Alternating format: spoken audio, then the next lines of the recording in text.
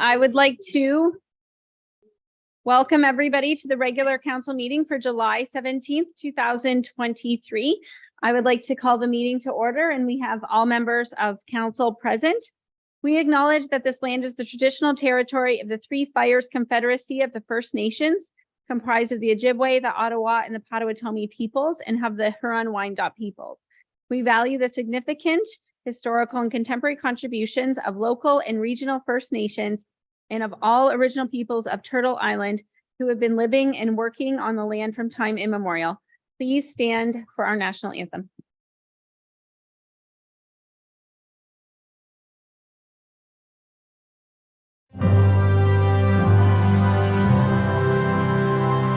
Oh, Canada, our home and native land, true patriot love in all of us command. Car ton bras s'est porté l'épée, il s'est porté la croix. Ton histoire est une épopée des plus brillants exploits. God keep our land glorious and free. Oh, Canada, we stand on guard for thee. Oh, Canada, we stand on guard for thee.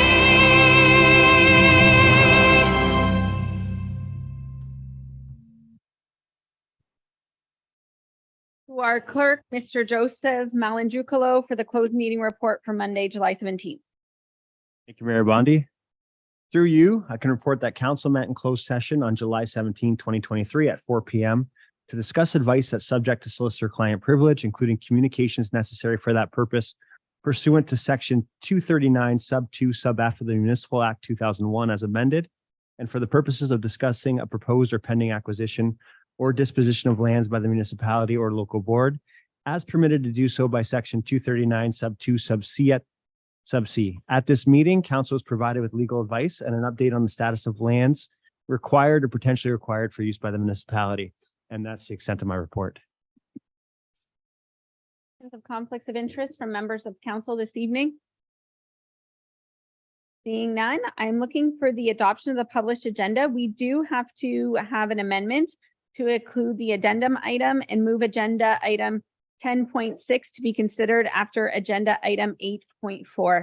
And the addendum is Stephanie Pest, Windsor Essex Rainbow Alliance, and Chris Coyle, St. Paul's Anglican Church. We have another public presentation. So looking for a mover and a seconder of the amended agenda. Councillor Verbeek, Deputy Mayor Shepley, any questions? Seeing none, all in favor? And that is carried unanimously. Looking for adoption of the minutes from the regular council meeting for July 4th, needing a mover and a seconder. Councillor Guerin and Councillor Hammond, any questions? Seeing none, all in favor? And that is carried. We will move to our first public presentation. Walter Branco, President of Noah Homes. And our first item is alternative street names for 80 Maidstone subdivision development. Walter, if you want to go to the back where the podium is there, please.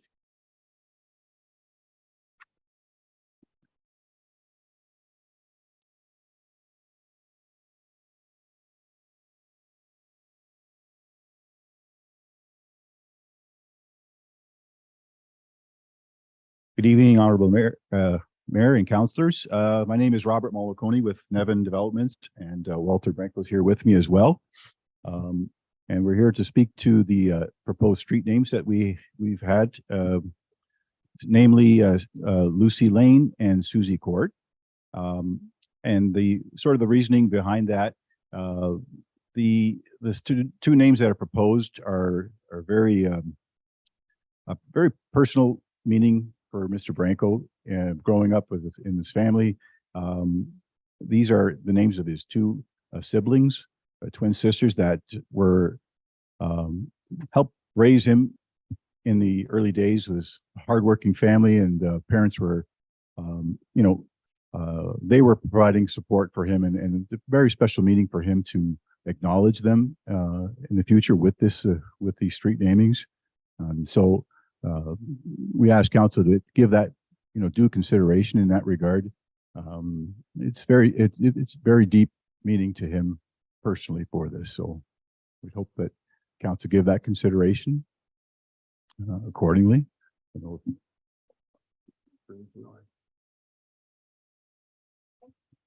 Any questions or comments from members of council? At this point, we're just receiving this delegation. Any questions or comments? Councillor McGuire, please. Thank you through the chair. Can you let us know how we came to get Langlois Court and Barnett Place, which are the two suggested currently chosen street names? How does that selection go? Mayor Bonnie, yes. For any new street names in the municipality, we do a draw. We have a list from veterans.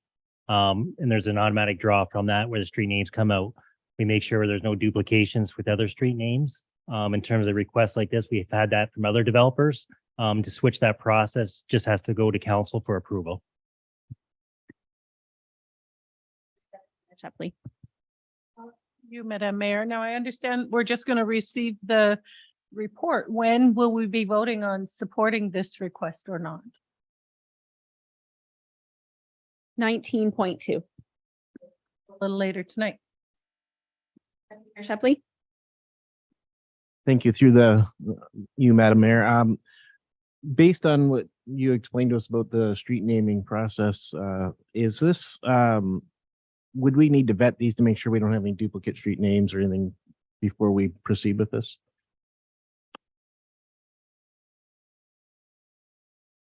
Through your Mayor Bondi, we would.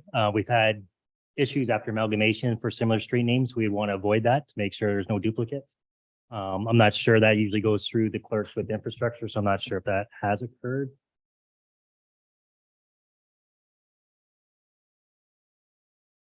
Through you, Mayor Bondi, to my knowledge, that hasn't occurred yet.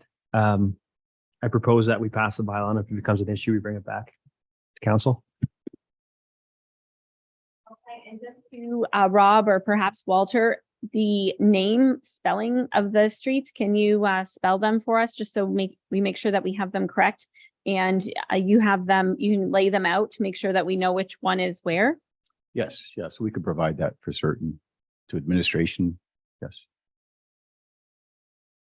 Sorry, through you, Mayor Bondi. Is it possible to do it now for when we pass the bylaw? So it's Yes, so Street A and Street B on Plan 12R2 28508.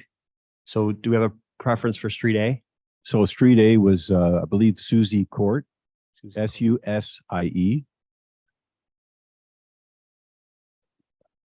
And then Street B was Lucy Lane, LUCY, and Lane, LANE. In our agenda package, we had Crescent. Court, that's fine. Court, Crescent. Yeah, I think administration. Okay, well, so we have Lucy Lane and Susie Court or Susie Crescent. Should we pick one? Yeah, I think, well, typically a court on a cul-de-sac versus a crescent. I mean, if administration has a certain preference, there's no preference. So through you, Mayor Bondi, it was previously Langlois Court, so I think Susie Court would make sense. Yes, I agree. So we can revisit that. Any more questions to the delegation on this topic? If not, I will ask for a motion to receive the delegation. Councillor Hammond, Councillor McGuire Blaze, all in favor? That is carried. 8.2. Walter and Rob again, as delegations, the Town of Essex Development Standards Manual and Subdivision Agreement. Yes. Okay. So I guess we'll speak to each of the items that was the response that was provided by administration in order that they were received. So the first one was the request to consider the water main pipe material, a change in water main service pipe material in the Development Standards Manual. So we have prepared a material cost list that can be distributed and provided to council that identifies a sort of a difference in cost between the standards, which identifies copper water services and appurtenances versus the proposed PVC PEX pipe. And so there's a realizing the savings there was an additional cost for us in the development of around $16,000 having to go to the development standards versus the change in pipe material.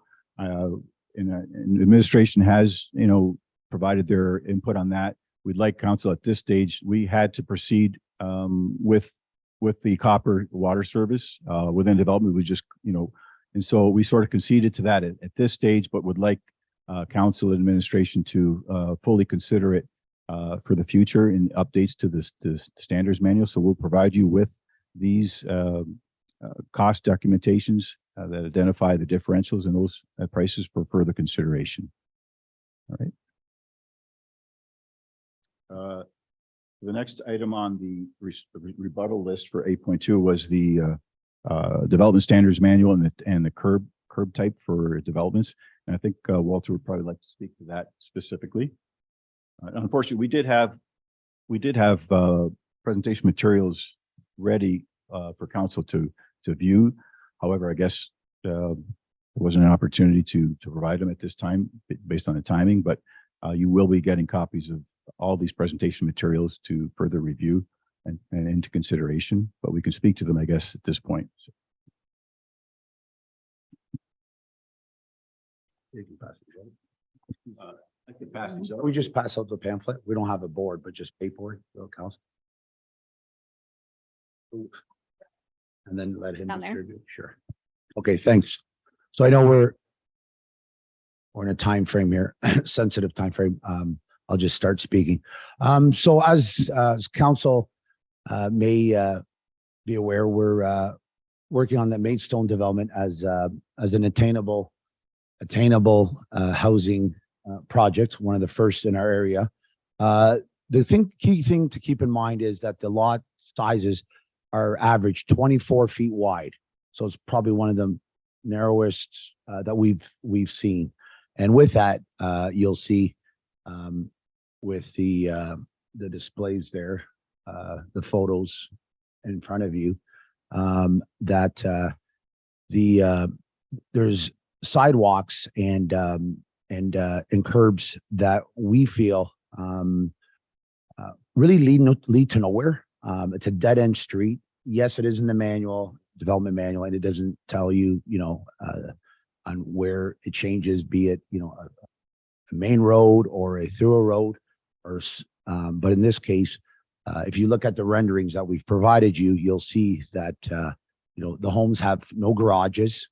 They're very narrow lots. And so at this point, we would really be impacted by the sidewalks. We're ultimately looking at having two cars park front to back, and a sidewalk that leads basically to a dead end nowhere would actually impact the second vehicle parking. And what you're doing, you're introducing more vehicles to the roadway, which is more of a safety hazard. So with that, we ask council to consider the elimination of the sidewalks in the two streets that are dead-ended cul-de-sacs. But in return, I'd be willing to put in a sidewalk on Maidstone Avenue. So something that'd be more beneficial, because we recognize that there is discussion between the county and the town. It is already in the books to do a active transportation long-term trail system connection, but it's years and years away. We've been told by the county and whatnot. And there is some funding already for that. What we feel is if we put a concrete sidewalk at our cost right now, then our residents can walk right to town, to the Tim Hortons, to the bank on Maidstone Ave in lieu of the trail and the cul-de-sac sidewalk. So wanted council to think about that and consider if you has council looked at the photos? Sorry, I didn't see anybody have the photos. Or is it on the screen? Did you? Sorry, Walter. Well, we have the ones in our agenda package, but the other ones, because we didn't get them, Okay. we'll have to review them after. Okay, fair enough. Yeah, yeah. But yeah, so that's on the sidewalks. Again, the illustration really show you how, you know, a sidewalk would impact the parking and then create some hazard on the roadway. The other key thing is the curb type. I know currently in the current manual, it has just barrier, so the high curbs. Obviously, there is the low curbs that have been used, you know, in areas of Essex, you know, Tully Meadows, first phase, second phase. Even actually, I didn't realize even the main road here between the Arner and the Fairview, it's actually V curbs here. And actually, there's a project right now that the town's tendered out. That's Gosfield North, Maidstone Avenue, which also implements V curbs. So we're asking council, I know it's not in the manual currently, but the V curbs to consider it, because obviously it is something that has been used in other communities and definitely in some parts. So these are the 2 points I wanted to talk about. Any questions? I'm more than happy to answer today. Thank you. Walter, and thank you. We did have a meeting a couple months ago, I think now, with in terms of the pipes for water. And I know our administration is looking at that and seeing if there's any changes coming there with our development standards manual. Questions, comments from members of council to the delegation? Deputy Mayor Shepley. Madam Mayor, just a quick question, Mr. Branco, on the sidewalks that you're suggesting you put in instead of the path. Will they attach to any other sidewalk, or just be in front of that section of the road? So they'll essentially will they go to anywhere or just in front of there? So currently, it'd be proposed in front of our property. However, there is sidewalks on Bell Street. So there would be a shortfall, approximately 80 meters or so. And again, currently in the development manual, it states that there's 1 tree per lot, and normal size lots have been or average are 50 to 60 feet. Our lots are 24. Which is unheard of, and it's the new trend of the new attainable. So what we're suggesting is we could grab that value of that, you know, that second tree that can be planted, because now you basically have a 24-foot lot, a 14-foot driveway, and 10 feet of grass space. And again, you'll see it on your renderings that literally it would be a cluster. So we would be open to tie in that gap right to Bell at our cost. And that would be done before a resident moves in. So this way, we're not waiting for the county or for, you know, active transportation. That could be 2, 3, 4 years, this, you know, because this trail, and typically trails have been attached to the actual roadway, the existing roadway. And so I think I'd prefer to see a concrete sidewalk off the road, so it's safer for pedestrians to walk to downtown. So yes, to answer your question, I would be willing to do that in lieu of the tree, the second tree. Thank you, Madam Mayor, through you. My second question would be more to administration, I guess. Based on our current development standards, that the type of curbing that's being suggested or that's called for. And Mr. Branco brought up that there's a current tender that's out at the moment that calls for the V curve. I'm just wondering if administration would like to speak to that at all. I believe the tender that we're speaking about would likely be the Maidstone Arthur Gosfield intersection. The reason that V-type or mountable type curb is being proposed there is to allow for trucks to make a tight turning radius. They're not used for the channelization of rainwater or to create a barrier. Rather, very similar to the roundabout at the Nailer, where there's a concrete apron in the center. It allows the trucks to mount that apron and get around. And similarly, our streetscape also has a mountable curb, but that's also to create a flex street concept in a commercial village, not a residential community. So some of the reasons why we chose, the council of the day chose to include a barrier curb is to help control illegal driveway accesses is probably one of the biggest. So with a V-type curb, it makes it very easy to install a driveway entrance larger than what is permitted under our regulations, as well as any future permits. The other reason is that barrier curb actually creates a barrier for things like snow plows and vehicles to stop them from entering onto the boulevard and damaging grass or causing wheel ruts. And they also channelize water more effectively. So in a moderate storm, the rainwater will actually stay within the road and it won't climb up onto the boulevard and into people's properties. Question, based on going to the sidewalk behind the driveways, if we were to remove that, if the sidewalk were to remain in, and they park two vehicles on either side of the road, like how much room would there be then at that point for cars to travel if there was vehicles parked on both sides of the street? I'm just wondering, like, I see your point. So if we remove the sidewalk, it would allow the two vehicles in the driveway as opposed to keeping them on the road, which would keep the road access much more open. So if we didn't pass that part of your request and there was vehicles parked on both sides of the road, what would that distance roughly be between the two vehicles? Would we still be able to have back and forth traffic? Yes, to answer that question, I'd say, so the roadway edge of pavement is 8 meters in width. So a car parked on one side and the other generally occupies about 2.5 to 3 meters. So you'd be left with about 3 meters a laneway, 10 feet at the most. From members of council? Councilor McGuire Blaze? Thank you through the chair. So we're building these homes in the hopes, well, what you've said before is that this is mainly senior living. So we're building these homes for seniors. I do like the V curb for a lot of reasons. I've lived in a home in Essex with a V curb and the standard curb. The barrier curb. As a resident, I enjoy the V curb much more. It's easier to park and I don't hit the curb with my wheels. I found it much easier to cut my lawn with the V curb. So just keeping the people who are going to be, we're targeting this home to, I think the V curb is better suited. I don't like removing the sidewalks, but I really do like adding the sidewalk on Maidstone, and especially attaching that to Bell. These roads are dead end roads, so walking on the street shouldn't be an issue.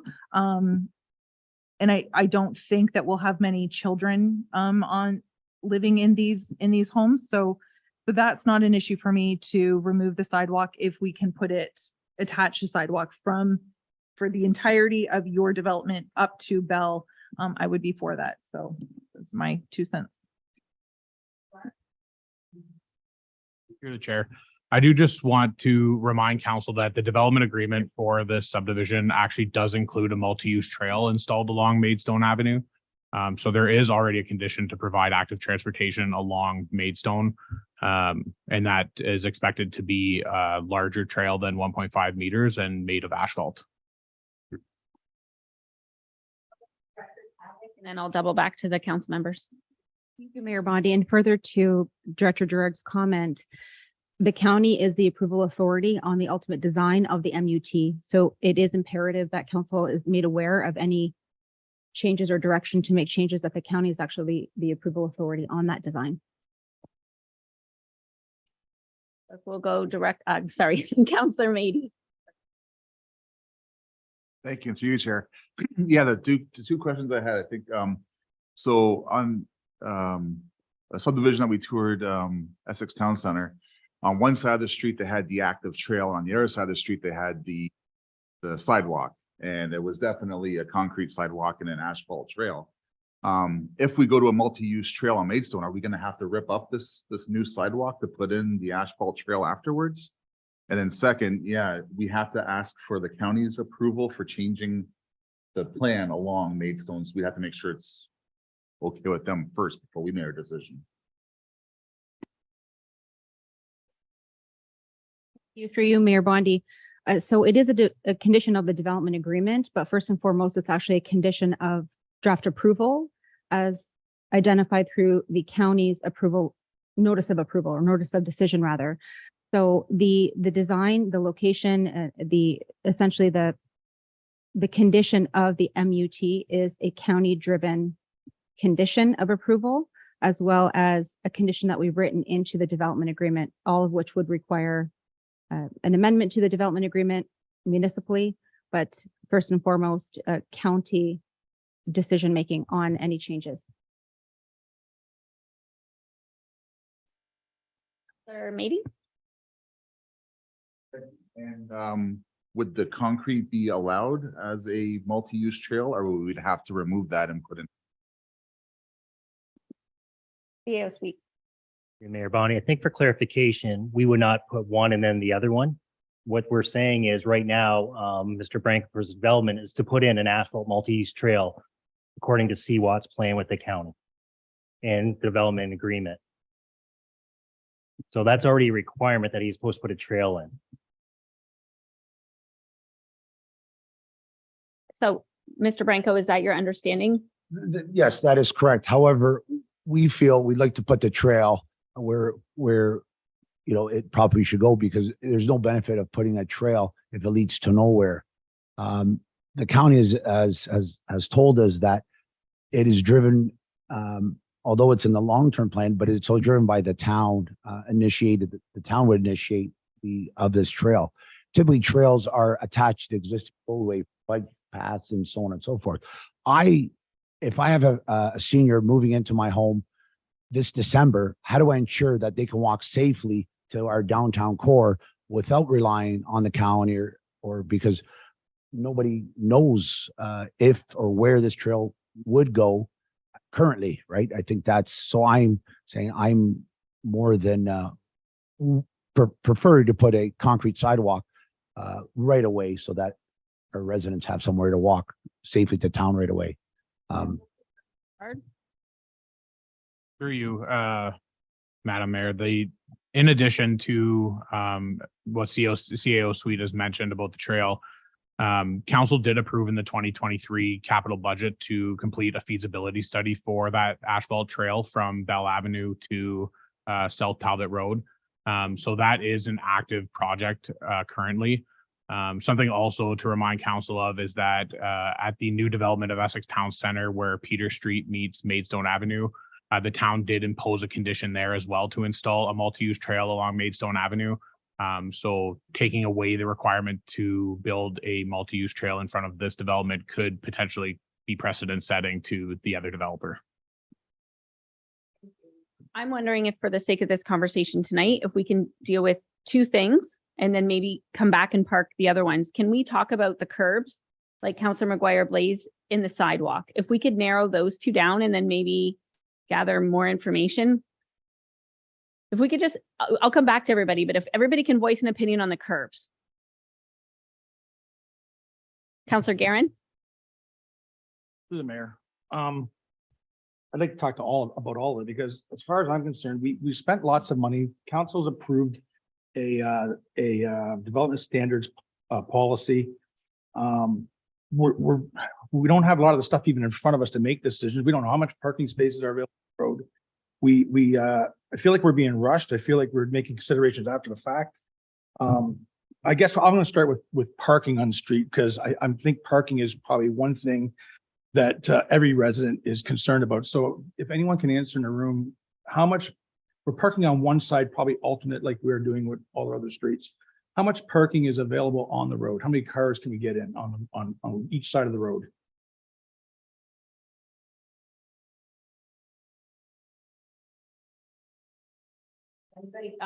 Director Gerard. We don't know that exact information here today, but we can certainly figure that out for you and report back. Right, so for the future, yeah, so again, we're talking about parking and not enough parking, and the street parking, not enough parking, we don't even know. So, and then with respect to, I want to go to the development standards policy that we did adopt. Was there any consideration at the time we adopted that on the size lots that we're allowing the builder to build in this development? Because I think we're usually thinking 40-foot lots, 50-foot lots, maybe in subdivision. This one seems to be quite unique, where we're talking about 24 feet lots. Does any of those would any of those sizes be a consideration that we have taken into already when we develop the standards?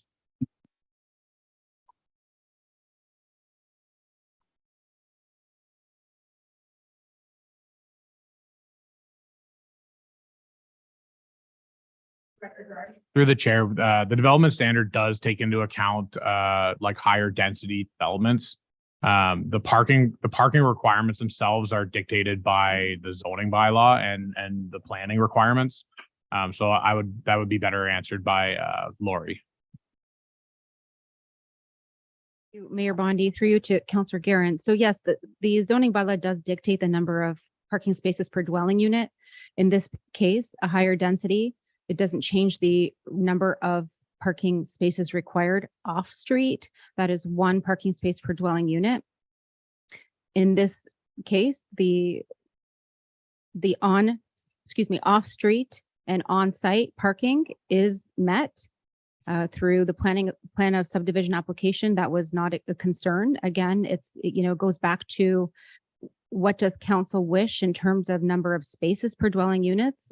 We can cross that bridge once again through an amendment to the zoning bylaw, but it was determined and council's wishes were to only require, as per our zoning bylaw, one space per dwelling unit, regardless of the width of the property, if that's what you were referring to, Councilor Guerin. Yeah, that's what I was referring to. Okay, so further that then, and then I'm right to understand that this is an agreement. This subdivision, the agreement was already, Bill has already agreed to our standards, and now we're coming back and asking to adjust some of the parameters for it. Am I getting this correct? This is what we're seeing right here. Yeah, that is correct. However, the developer was a delegation during the development agreement when it came to council.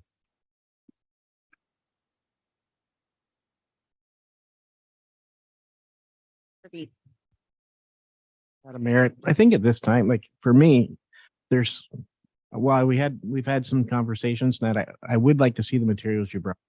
Because there's some factors that I would like to see on the pictures you brought in and that, and we also need to have some clear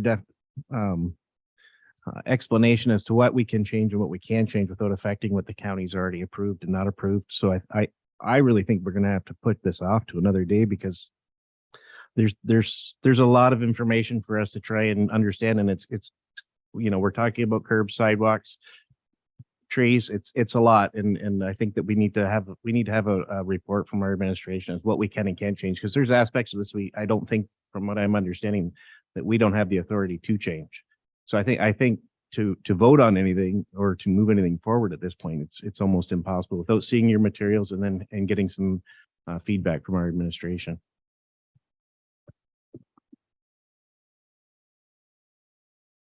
Okay, thank you, through you, Madam Mayor. Yeah, I would have liked to break it down because we're talking about a lot here. This is a lot to discuss. But we also have to keep in mind that this developer came to us before, as you said, as a delegation, when the agreement was signed, to say that this is a very unique development. And sometimes it doesn't fit into all the standards and our new development standards, because typically we're looking at much larger lots. He's here willing to build these 24-foot lots. They're going to be small. Hoping to meet the needs of seniors and perhaps some lower income families. And so I think we definitely have to seriously look at the sidewalks, because they are going to limit they're going to make the difference in being able to park one or two cars. That's the bottom line. Like, can they put one or two cars in the driveway? So if we're going to push them out onto a street that's a busy two-way, busy street, that would be a really bad idea. But we're looking at a dead-end street. And I don't think it'd be a horrible thing to eliminate the sidewalks. And personally, from this is my 5th year, and we've experienced so many issues with parking in this chambers, that if we have the ability to allow each one of these residents to have 2 parking spaces, I don't know why we wouldn't do that, especially when it's on such a tight parcel of land to begin with. So we're looking at small streets. So you got a couple of people on the street. It's going to make our EMS, it's going to make passage of emergency vehicles a tight squeeze. So I don't see in this case, I don't have a problem. As a matter of fact, I would support eliminating the sidewalks, looking at where Mr. Branco's team can make up for the savings they're going to get by removing the sidewalk. I'm not sure. That definitely isn't for tonight because we have to look at that active transportation trail. Maybe he marries in that he has to cover already the active transportation in front of his development. Maybe he brings it out to Bell. I don't know how that will look, and that's not going to be decided tonight, but I just wanted to make my thoughts on the parking and the sidewalks clear. As far as those V curbs, I've been looking at pictures of them. I looked at them a while ago when they first came in front of us, and the package came on Thursday. Until Councillor McGuire Blaze discussed having lived on properties with both of them, I really didn't understand the difference. And so these families that are looking at these attainable homes, if it's going to make the difference in their yard maintenance being better, and personally, my husband knows when I hit curbs, and I do it on a monthly basis. So, because it damages my wheels. So, I mean, if we can avoid that by just changing the type of curb they put in, I would be in support of that too. So I hope we can at least address the trees and the gutters tonight and look further at the sidewalks. Walter, one last Just to comment. Yeah. clarify, yes, I would totally agree. Let's put the multi-use trail, on hold till we get more information from the county, because I know myself, Lori, we've had discussions. We're really trying to find out what the county hasn't planned and where this, even Mr. Macbeth, we can't get a clear picture where. So I think let's put that on hold.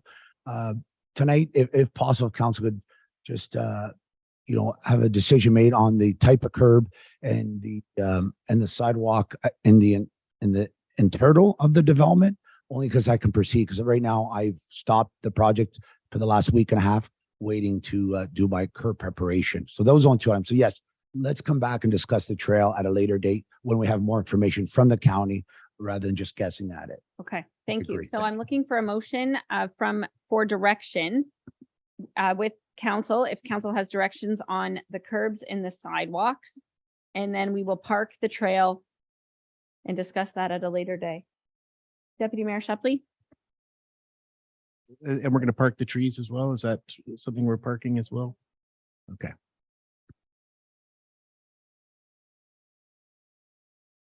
Councillor Mady?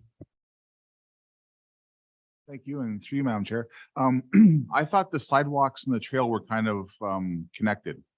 If we said that you didn't have to put the sidewalks in, that we were going to construct one along Maidstone. Director Chadwick, I think, can explain. Thank you. You, Mayor Bonnie, through you to Councillor Mady.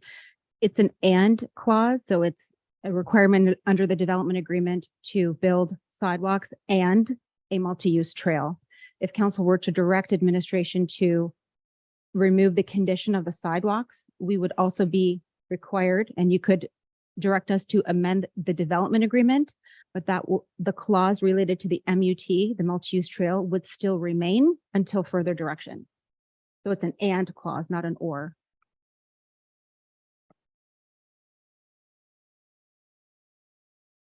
Mady? A little further clarification. So along Maidstone right now, the plan is going to be to put in a multi-use trail and a sidewalk. No. Multi-use trail only. With not allow, or with, if we take the sidewalks out of the subdivision, we're going to get a sidewalk and a multi-use trail? No, just a sidewalk. Nothing. Sidewalks. Yeah, right now, we're getting sidewalks and a trail. If we say no to these sidewalks, what do we get? The sidewalk needs to be done. The sidewalk then moves to Maidstone. Director Gerard, and maybe he can clarify, then I'll seek a motion from council, please.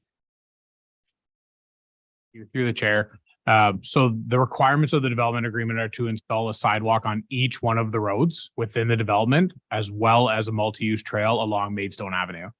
The developer is requesting to have the sidewalks from each of the streets removed and change the multi-use trail along Maidstone to a 1.5 meter concrete sidewalk. That is what the request is. understanding tonight, we cannot have a sidewalk on Maidstone. It has to be a multi-use trail. We're going to find out more information from the county, but we're parking that for another discussion so we can make some headway. Councillor Verbeek?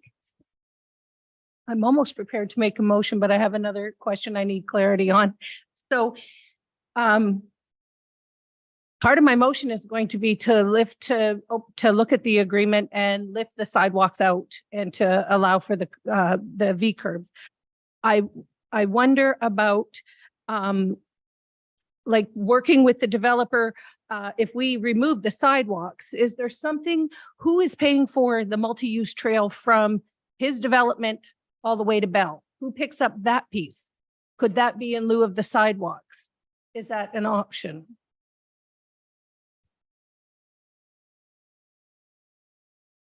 Mayor Bondi, through you to Councillor Verbeek. So the developer is required to make either a cash in lieu payment or to build the multi-use trail along Maidstone. Whether or not council directs us to remove the sidewalk condition within the development, the cost of the multi-use trail is borne upon the developer. Do understand that. I mean, the length of it. So the multi-use trail that he's responsible for as the agreement sits now is in front of his development, correct? And I'm saying in lieu of the sidewalks, couldn't we just request that he expand the multi-use trail all the way to Bell to make this accessible for the residents within the new division? Council, I want to just caution you, based on the delegation request, we're getting into items that weren't even on the request. So administration is not prepared to give you these answers. So I think on those type of questions, we need to be directed to find that information and come back. Based on the request, you have addressed some items. You saw our response where we feel follow the standards, but council sets the policies. Some of these other trading items, we have to give you more information on what those cost and the factors for that, which we're not prepared today. We weren't prepared because that was not in the delegation. Looking for direction from council, or we're just going to receive the presentation?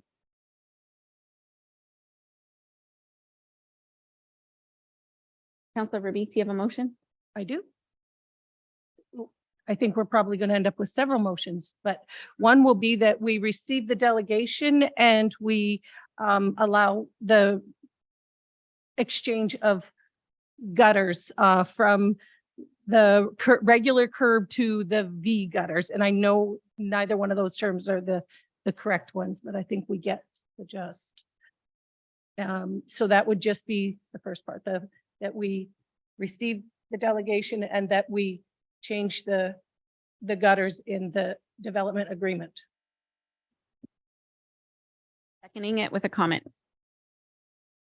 I do want to second it, but can we add a friendly amendment to that and say the following, the rest of your list, we postpone until we hear back from council or from administration on what we can and cannot do, what we can and cannot change with the county regarding Maidstone Avenue, and rediscuss that when we get the report back from administration. So we have a mover and a seconder that we are allowing the developer to make the V cutters instead of the barrier gutters. Anybody have any further questions? Councillor Allard, then, and everybody only gets one comment this time. Councillor Allard, Councillor Mady, then Deputy Mayor Shepley. I'm wondering about the V curves, if they changes of the sidewalk any, using them compared to the regular curb, because right now there is a sidewalk there. If we change the V curves and leave the sidewalks in later, does it change anything?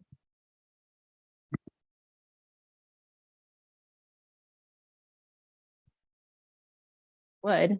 I mean, there's V curbs in our municipality with sidewalks. Right? Okay, Councillor Mate. Director Gerard. Through the chair. So the designs for the subdivision have been approved and they've been approved barrier type curbs. So the curbs the grading is based on those designs.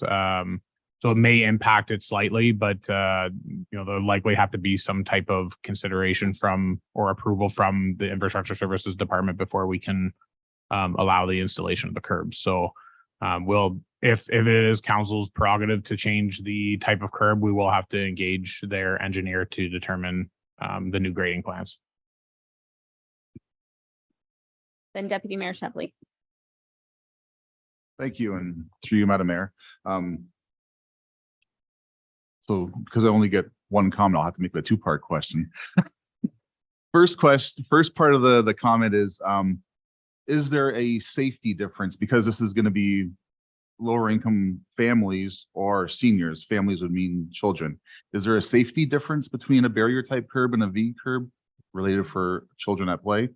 The second part of that is if we go ahead and allow the V curbs, how long does it have to come back to us after engineering on the difference in grade?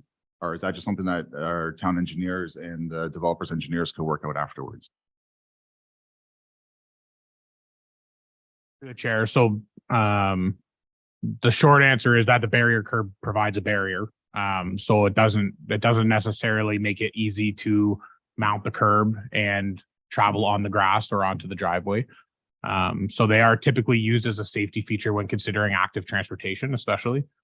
The grading plans will have to be, like I said, we'll have to engage the developer's engineer to determine the new grading plans, how that impacts driveways, how that it'll impact the sidewalk, different things like that. But yeah, we'll have to work through the approval of those new grading plans.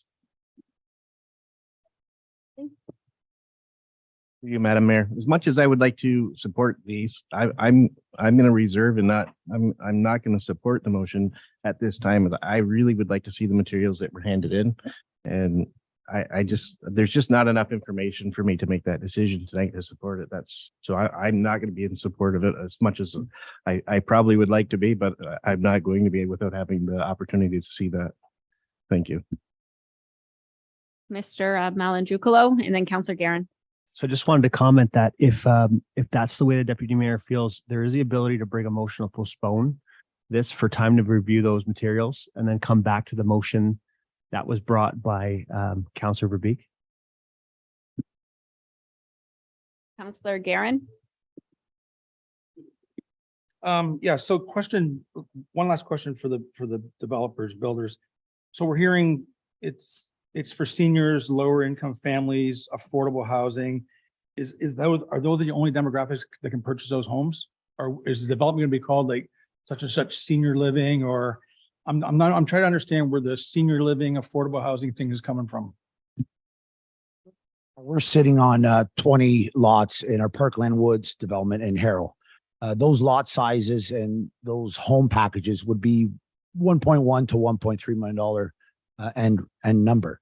What we're trying to do is create a lower price point of home in the $550 number that would be more appealing, attractive for people that aren't pre-approved for $1 million home. And so attainable for some that wouldn't be the opportunity to purchase with current homes that are around. As far as seniors, we're hearing both sides. We're hearing seniors are definitely, short of housing. They're looking for something one level, something that they can, live in and retire in, and not have to large property to maintain. So we're seeing both aspects. But again, then we have the young population, the young professionals who just can't afford to buy, and they're in the rental market because everything currently is $1 million or so. So we're trying to introduce a new product at a new price point, so that people will have a home ownership opportunity, be it seniors or we can't discriminate and say, you have to be over a certain age group to live here.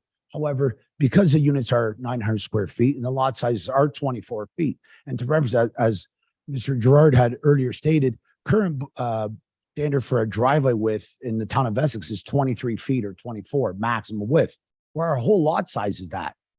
So put in perspective, right? So it really is a new way of giving people an opportunity to own a home, regardless of their age.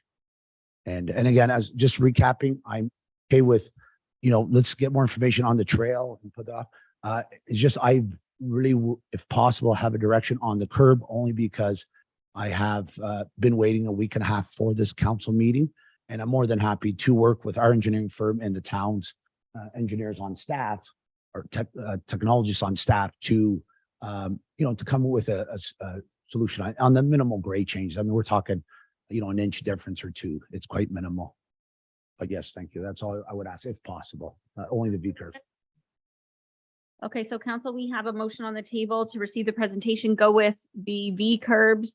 My last question to you now, Walter, is our next council, if we postpone this, our next council meeting is August 14th. So that is too long for you for us to have a decision on the curbs. So to get the development agreement and the approvals and all, we have delay after delay. Our goal is to break ground August the 1st on home construction. We're behind that already.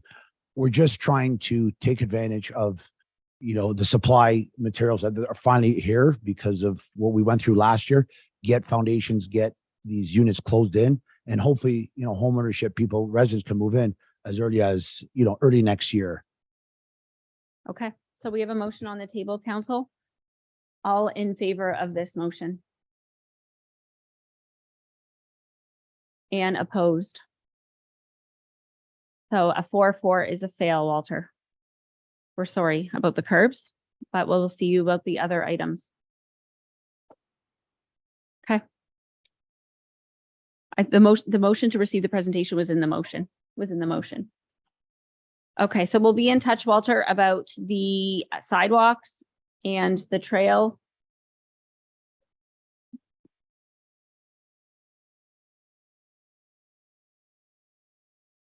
Is Lonnie Jones, Treasurer, Essex Food Bank. So Lonnie, if you want to move back there and put the mic on. Lonnie is going to speak to us about the relocation of the Essex Food Bank.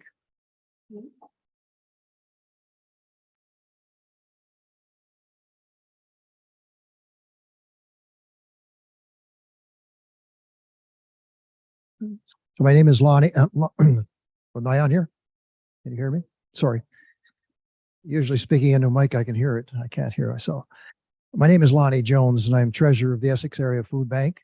And I'm speaking on behalf of the clients that we serve, the board of directors, and also the volunteers at the food bank. After 35 years of feeding the needy in the greater Essex community, the Essex Area Food Bank is in desperate need of a new home. Our next home will be our 7th location. From its humble beginning in a family garage on Hannon Street in Essex, to 4 locations at the Essex High School, to our current rental location at Essex United Church, we have grown to be the 3rd largest food bank in Windsor, Essex County, behind only the Downtown Mission and the Unemployment Health Center and the facilities they have there. Now we're linked, and I just give you a little bit of background, so I think you need to know us a little bit. We are linked within the umbrella of the Windsor Essex Food Bank Association. And there are 14 food banks that are linked, and that's just started about 12 years ago. 10 to 12 years ago, we joined up. There are 5 county food banks, and there are 9 city food banks that are under this umbrella. The local association, Windsor Essex Association, links with the Canadian Food Bank. It links up with the Milk Board. It also links up with the Egg Marketing Board. And so we get money, we get food supplies coming down the chain, and they come to this main center on Lausanne Parkway. And then it's distributed to those 14 food banks. So that's one of the key things that we've done over the last little while to help us out. The local association is also linked. All 14 food banks are linked by computer. So we have a common data bank on every one of our people who come to the food bank. So if they go someplace in Windsor, we know it in Essex. Okay, so all of these 14 are linked by computers. So as our clients come, we know who we have, we know that they're eligible, and we know how many times they've come in a month. Now in Essex here, we serve 80 families, and that's 240 people each week. So if you kind of start doing the multiplication on that, we're talking about 960 people that we feed in a month. Our donors for the food bank are individuals, businesses, churches, associations, service clubs, and schools from the greater Essex area. So if you want to start in the hub and head over toward Harrow, we've got support from Harrow. We've got a slide around the county. We get support from the Cottam area. We get support from Woodsley. We start going up into the edge of the city. We get support from St. Clair Beach, from Tecumseh. And I think I've even missed anyone all the way around to Maidstone. So that's sort of our hub of support, filled with churches and service clubs and all those people. On average, we spend over $11,000 monthly here in the town. We have 5 businesses that we get food from. So that would be $132,000 that we put into the town in a year. Our budgeting operation usually runs around $150,000. That's what we need to keep it going. So probably, you do the math again, probably 80% is spent right here in town. And that does not include the gas that we buy in town. It doesn't include the stationery store that we use for our supplies. So I'm trying to get the idea through to you that our core is here in the town. We spend here in the town. Now, to operate, we get all kinds of stuff coming through. I just mentioned before, we get all this stuff floating down through to us from Canada Food Bank and the milk and the eggs and stuff like that. But on top of that, we have all kinds of people who bring stuff to us. So we're probably going through 200 and some odd $1,000 if we were to add up all the stuff that we get from schools and everything else. And that's how we need what we need every year to feed those people that I mentioned per month. So I started off by saying we're in desperate need of a home. This is our 7th location. And so we're going to request 2 things of council. Please change the bylaw, which restricts the location of our food bank. And I'll tell you a little story here now, because just prior to COVID, we had to leave our last location, Sunflower School.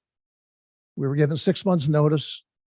We searched diligently through the town, found 3 locations on Talbot Street, talked with each of the people, had prices from them, went to Shinkles. They were moving, and we struck a deal with the Shinkle family, a permanent home.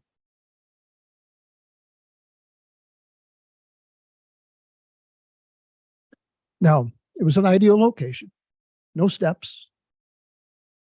It had freezer, walk-in cooler, a little bit small, but we can make it do. And it had a rear location. This is where we're going to bring our clients in for their privacy. They wouldn't have known we were in town.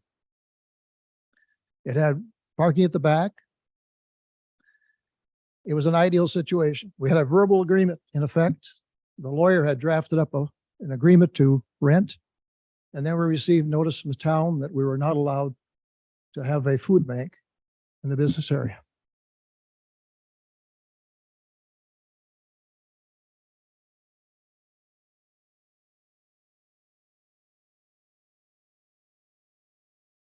Well, we were devastated.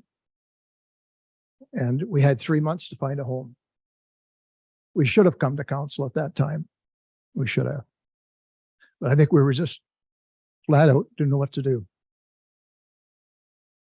We realized at the time that the church building next door was in limbo as to whether they were going to continue or not. So we went over and talked with the people there and said that if we were to pay so much per month, would you be able to stay open? And so we've been there for 3 years now. But now we're on the time where we probably have a year to a year and a half and we're finished there.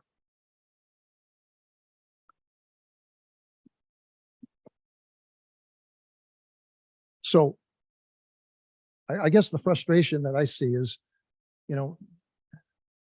I've never seen the bylaw. I was just told about it. I don't know when that was put in. And the key thing is why. The food bank does not attract undesirable people to the town. It doesn't attract people who would live on the street. We do the very opposite. I mean, we feed the needy, our neighbors. And in my case, the high school friends. In my case, a relative. So I really think that that's a bad bylaw to have in town. I mean, we've had things come in over the last couple of years in town that I would want to have in our town, but not a food bank. You can't get, you see, we have no place to go. The only place that I understand we can go is to a church. And somebody help me, I don't know where else. So there's really nothing else available in town. If the bylaw isn't there, at least we get a shot at, if there's an empty building and if it's suitable, at least we get a shot to rent there. Now, that may not even happen. There may not be a facility available. So the second thing that we're going to ask of council is this. If we can't find a rental property within the next little while, then we would ask that we could have a site that the town owns, which is serviced.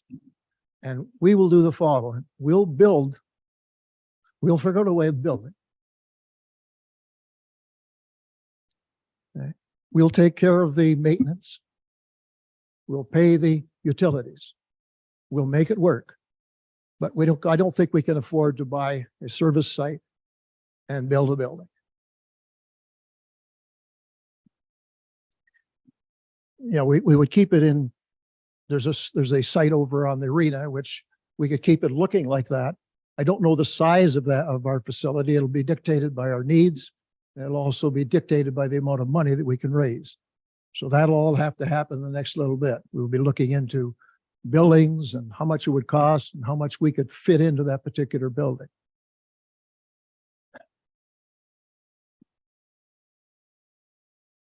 So at this point, we're in a short-term arrangement here. So we had three choices: find a rental, build, or close.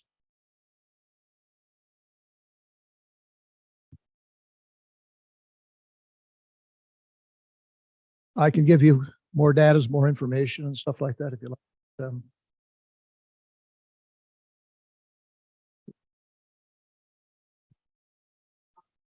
Really heart touching, and I'm sure that none of us up here or members of our administration want you to close. We thank you for the work that you do all the time for our most vulnerable citizens.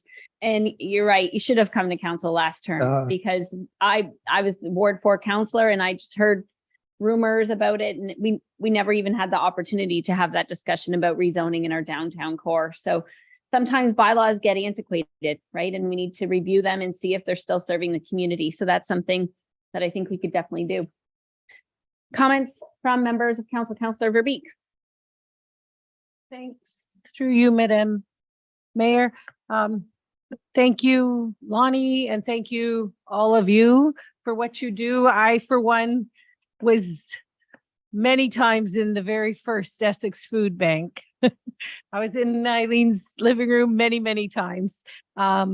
And all the work that she did and all of you that have carried on that work, it's very much valued and appreciated.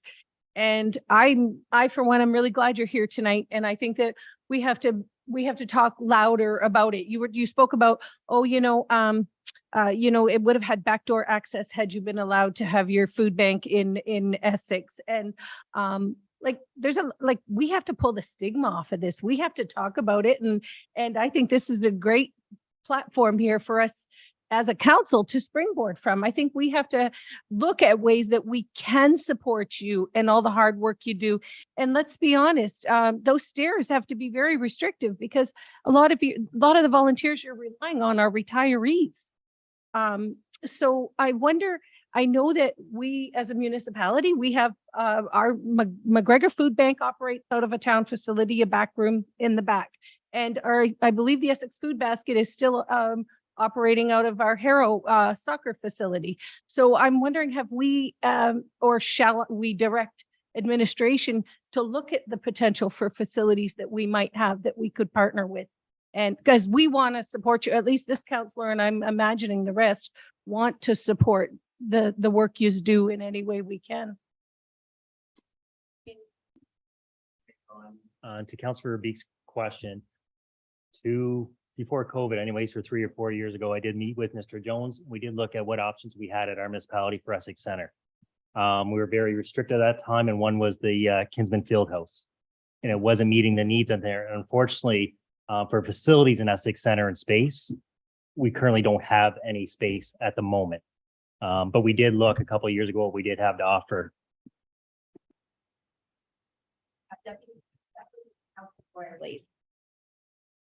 Madam Mayor, again, the work you guys do, it's pretty impressive. I see it right out my window on a regular basis and how many people are in use of that facility that you're at now.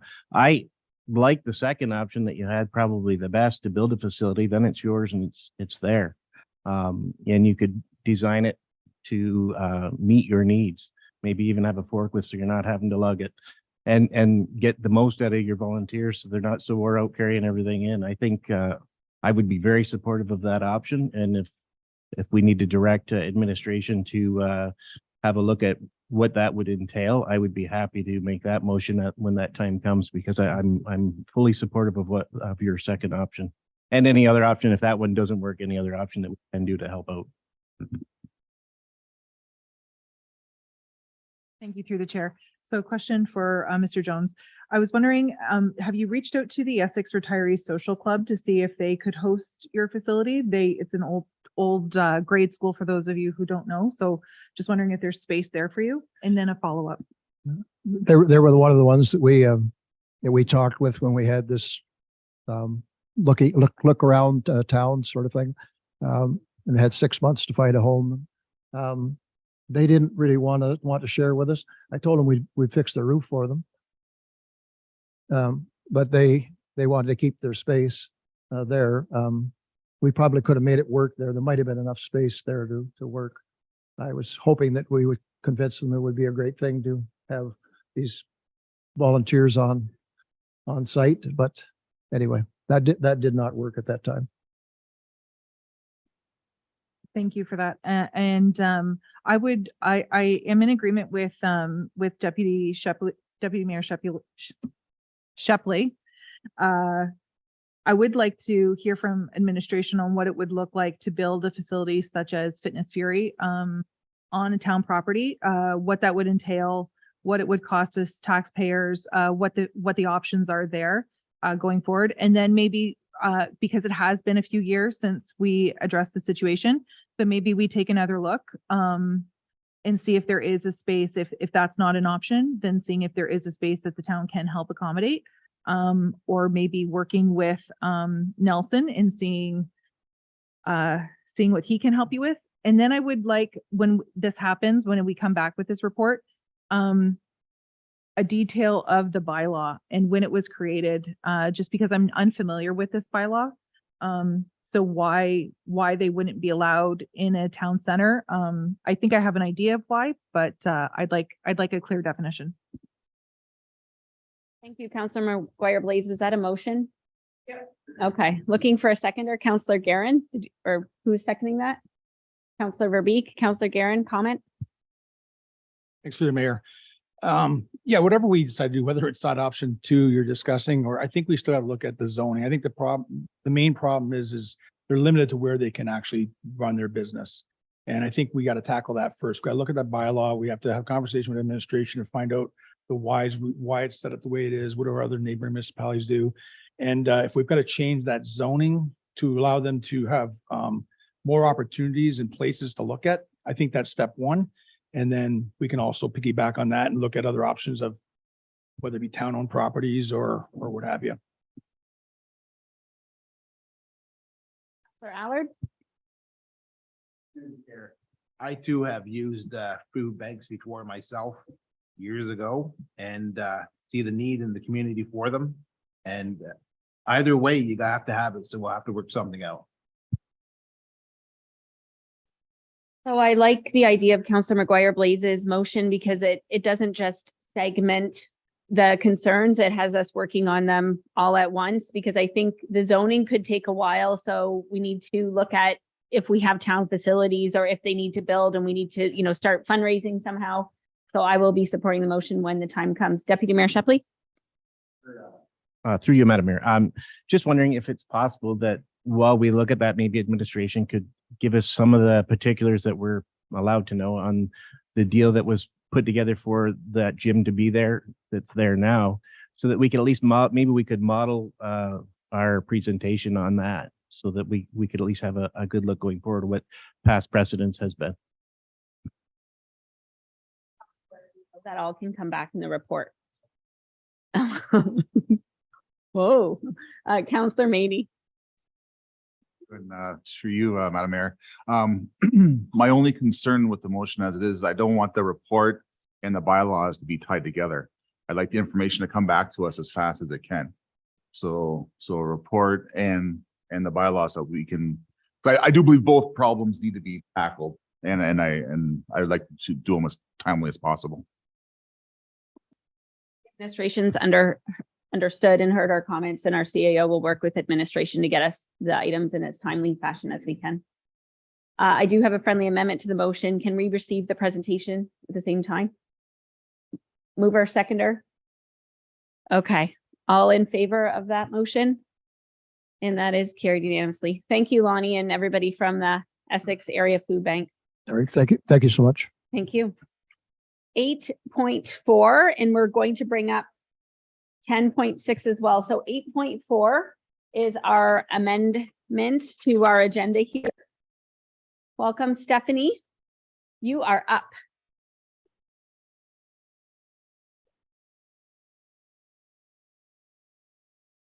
So we have Stephanie and Chris here. And we'll listen to our delegates, then we'll go to Mr. Nucio, our Manager of Operations Drainage, and then we will receive the delegations and then receive the report.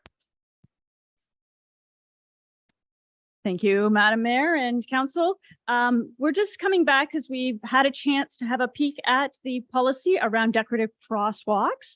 And we just want to speak to that in particular and in a general way. And all I want to lift up at this moment is the wonder of the murals in Essex. We have some wonderful murals that help to tell the story of Essex. And so what we see the decorative crosswalks as another step in telling the story of this community. Who are we now? Who are we lifting up? And so I invite you to really consider that a decorative crosswalk isn't necessarily about a particular group of people, as in the case that we brought forward for the Pride community. It is about the Essex community. This is telling the story that Essex is affirming and inclusive in the case of the Pride crosswalk of the Pride community, and whatever other crosswalks might be proposed. And so if you're talking about things like equity and inclusivity, consider what burdens you're asking for a particular group to say, hey, you've got to pay for the bulk of this. Not every organization is able to do that. So who is actually going to be excluded by the costs? And then how does that limit the story of who we are in Essex? And I also want to commend to you, Stephanie's got way more experience in terms of policies around crosswalks. And I would like her to speak at this point. Thank you, Chris. Your Worship, Mayor Boundy, thank you for this opportunity. I've had a chance to review the new policy. It hasn't been adopted yet. So actually, I'm going to recommend not to adopt it as is. There's a few concerns that I have. I have been facilitating the Windsor crosswalks for over 1.5 years now and using their guidelines.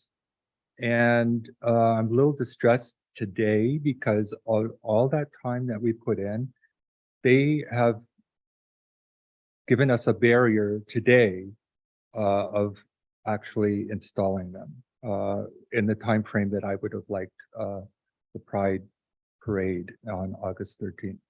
And so the policy here in Essex was based on not only the Windsor guidelines, but the LaSalle and Amherstburg ones. And I'm just going to point out a couple of things. On the policy manual. 4.2.4, it says it includes depictions. Requests for decorative crosswalks will not be considered if it includes depictions that can be related to a commercially available product. So the rainbows, flags, and all, those are all available commercially. Does that mean that this is not allowed because of that? The other thing is about being a resident, and only residents can apply for a crosswalk. So I am representing WIRA, Windsor Essex Rainbow Alliance. So it's Windsor Essex, right? I am a resident, I happen to be, but maybe in the future we would like to, as WIRA, approach other municipalities. And if this is made, like as a policy, others may adopt it too. So only residents can facilitate this. The 2S LGBTQIA community is part of humanity. It's not being a resident, so to speak. So if we're facilitating for that community, we're not putting it in as WIRA per se, or say Local 444 LGBTQ committee has proposed to our union as well to put in Windsor. And it's just, we're facilitating for a group of humans that have been discriminated against, right? The other, there's a few more. About the costs. So I know at my last presentation, I asked for the burden of the cost to come to Town of Essex. And again, the reason being is that it's something that we're a part of humanity, right? And as Reverend Chris mentioned about the murals and that, it's something that would help quality of life of the residents of Essex, not just the 2S LGBTQI community members, but their allies as well. There's more allies, I'm sure, than there are of us. So, and also I found out that one of the things I researched, the city of Hamilton actually has a cost sharing program to put these rainbow crosswalks.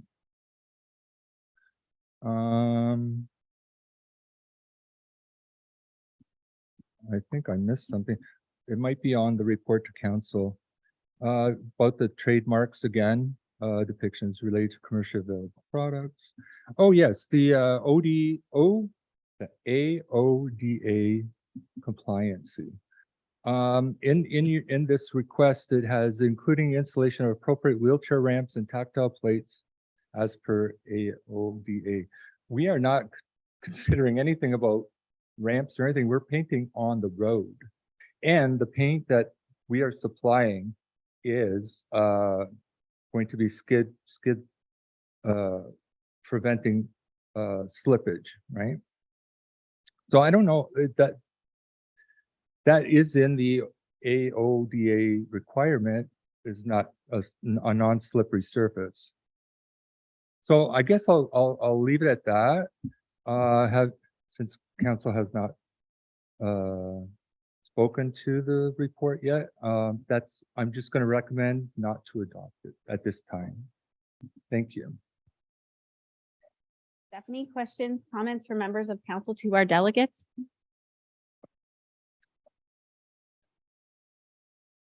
Through you, Madam Mayor. So thank you both again for coming. As I've said before, you're welcome all the time. Hey, thank you for the work you do. So I guess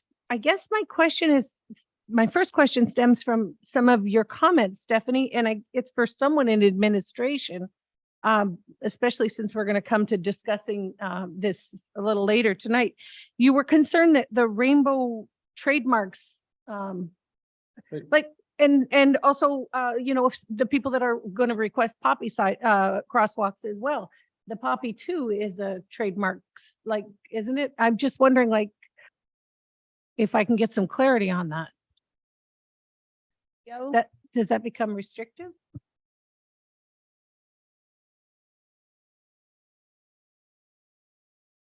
Go to Director Malin-Jucalo. Through you, Mayor Bondi. If we're dealing with something that is protected by intellectual property law, we can't make a law that allows that to be put in place, because then we'll be infringing on the intellectual property rights. What we can do is, if we're trying to install something that infringes on an intellectual property right, we can get permission to use that. But we would have to have permission in order to do that. You can't just, if something is copyrighted or trademarked, you can't just put it somewhere, because it creates liability on the town and on the people who did it, right? So you would have to have permission to do that. What the delegate was talking about was commercially related products. It wouldn't be my understanding that a rainbow is commercially related, because I think that's generic enough that it's not something that's commercial. I think when we're talking about a commercially related product, we're talking about something like a logo or something that's selling or advertising something that is a commercial endeavor. The other thing is the rainbows as they're used, I don't understand them when they're associated with Pride to be a commercial endeavor, more of a not-for-profit endeavor, but that could be debated. But I think the policy is speaking to commercial endeavors. Okay. And I think when we get to that piece of the agenda, we'll have lots of time for Q&A around the policy. So thanks for the clarity. I guess when the time comes, I'll move that we receive the delegation, and because I don't think this is when we're going to be discussing the policy. It's once it's presented to us. And I'll also ask the delegation to leave one of their posters, and I'll use it for my council announcement about the flag raising, which I think I see you have. So I'm probably not the popular guy right now, because I'm not a big fan of these crosswalks. I got to be honest with you, of any sort. But not saying that I would vote against it, but I'm not a big fan of doing them everywhere, just for a litany of reasons. I'm wondering though, because you spoke about our murals and that. Have you approached the ACT committee about maybe doing something that was all inclusive in a mural that would be inclusive and kind of get the same thing, but not be on the crosswalk? Just an option. I mean, I think because we are known for our murals in this town. It's something people even come to see, and I think you might be better suited approaching it at that angle. And I think we could get something really nicely done, and it would be probably really well received, is my feeling. And then we don't have to deal with this crosswalk policy of all these other groups that potentially could come and all the questions that everybody's going to ask and rain down on us. I think that would be a great option for you. I just wondered if it was something you would consider down possibly.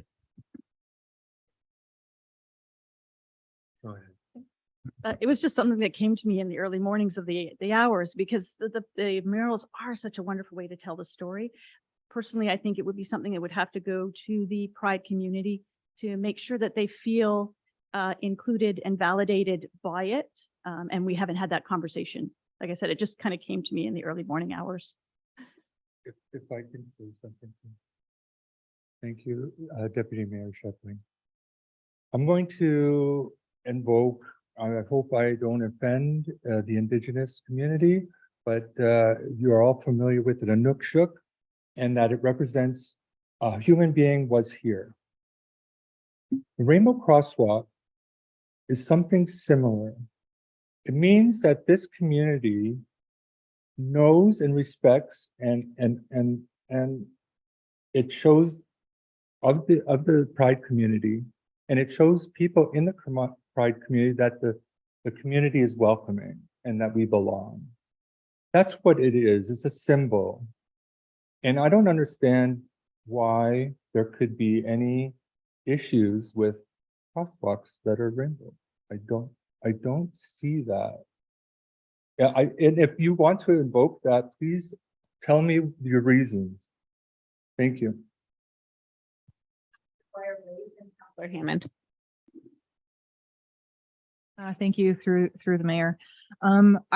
Your opinion is not the only one. I was thinking along the same lines, but I was hoping that your community might be able to work with our ACT community, hire LGBTQ artist to do the piece, and make it a thing and make it a statement, like invite your community in.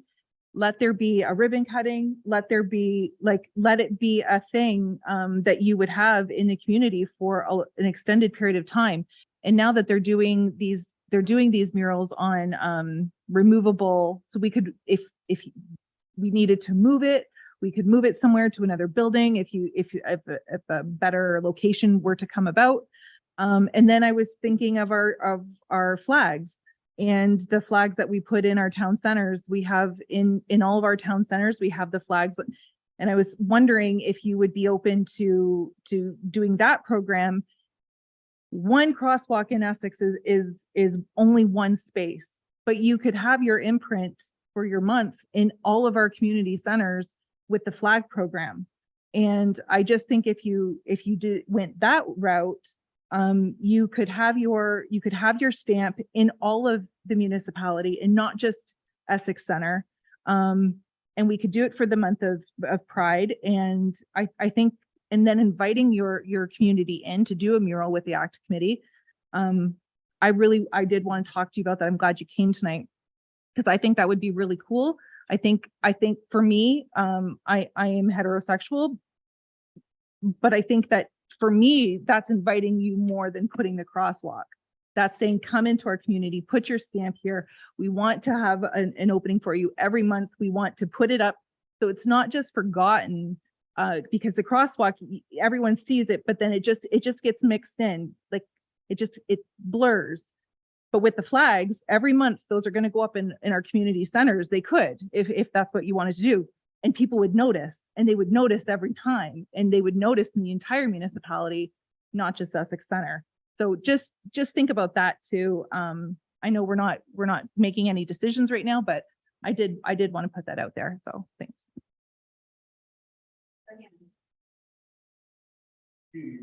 Chair, I too have a thing with the crosswalk thing. I'm not sure why it has to be a crosswalk. No one seems to be able to explain to me why it definitely has to be a crosswalk. When the term crosswalk comes to me, it's a safe place for people to cross, marked accordingly, so that traffic knows that they need to stop there when someone's crossing, so that people know where to cross rather than jaywalking. I like the idea of the murals. It coincides more with Harrow, similar to the quilts that we have out on our barns out in Harrow and Colchester. They make a statement, they tell a story. The inclusiveness part about it, I think everybody should be included in in what we're trying to represent, not just one specific group, like you say, the rainbow group. I think the Indigenous should be included as well as the Blacks. And I think that if we're going to do it, the ACT committee, I'm sure as an ACT committee member, I would love to bring it to them, and there might even be money that they want to put towards it. And so I'm more about going with the mural idea. Thank you. Councillor Allard. To you, Madam Mayor. The first thing, the question on don't see a problem with the rainbow crosswalk. I don't, but it's not that crosswalk. It's the next one or the one after that I understand the need for a stringent policy. So that that's why I could see the need for a stringent policy, because not all of them are going to be nice. so I do understand that. Hearing the talk on the mural, when you mentioned it, I thought, wow, what a great idea. I think it's resonated with a lot of members of council. So regardless of how this crosswalk policy comes out, please work with our ACT committee on maybe coming up with a mural. I think that'd be wonderful. As a totally separate thing, I think a mural would be wonderful for, like you said, telling the story and helping to continue to tell a story. But so I did want to address on my feelings on why the policy should be stringent. But I still think there's room for everybody in it.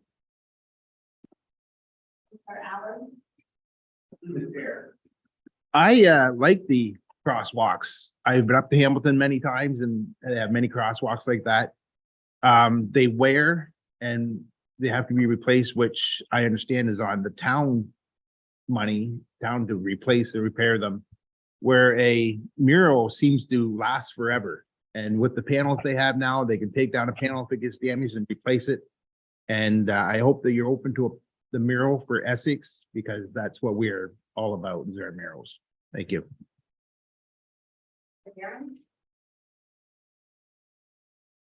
Thanks to the mayor. Yeah, and just to piggyback on that, I mean, I'm also looking at our town slogan that we use. So if the idea that it represents a town or community message and solidarity, promoting equality, diversity, inclusion, then our town slogan, which is Essex where you belong, I mean, it beautifully relays the same message of equality, diversity, and inclusion. It says basically live here, you belong. But if that's not clear enough, then maybe we should be looking at a different slogan to also help make sure everyone's inclusive. And we can do it, I think, in a slogan. In addition to all the other ideas that we have, I think that's great. For you, Madam Mayor. So again, the motion is just to receive the report, and thank you again for coming. But I do have to say, I really appreciate you bringing that forward. The mayor can attest to, after our last meeting, after the last time you came before us, Mimi, who watches these religiously, sent me 3-paragraph text, which I screenshotted and forwarded over, saying, why aren't you looking at a mural with the ACT committee? So and then you brought that, when you mentioned that out in the hall, I think that possibly in addition to a crosswalk, we're not there yet with the crosswalk, because we have to adopt the policy. We're going to hammer this out, and we may not even adopt it the way it's presented tonight. We may end up having to push even the decision to adopt this policy as presented beyond. So we're not at deciding about the rainbow crosswalk tonight. But regardless, I think you guys need to investigate the idea of this mural. It could be beautiful. And Councillor Guerin's suggestion to use the Where You Belong logo with the mural. I'm not saying instead of the crosswalk. It's not, we can't decide on it tonight. So again, thank you for your presentation.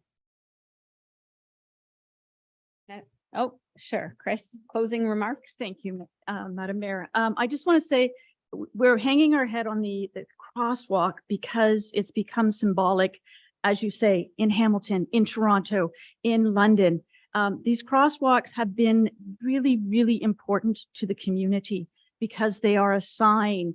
And just as the rainbow flag itself has been a sign of hope and inclusion for the community, having these crosswalks is a sign of hope and inclusion. So it is very specifically about the crosswalks.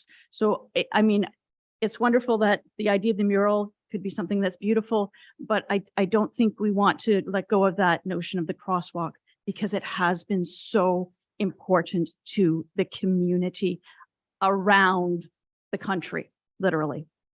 Okay. If I could have something. Thank you, Your Worship. And councillors, thank you for this discussion. It's very productive.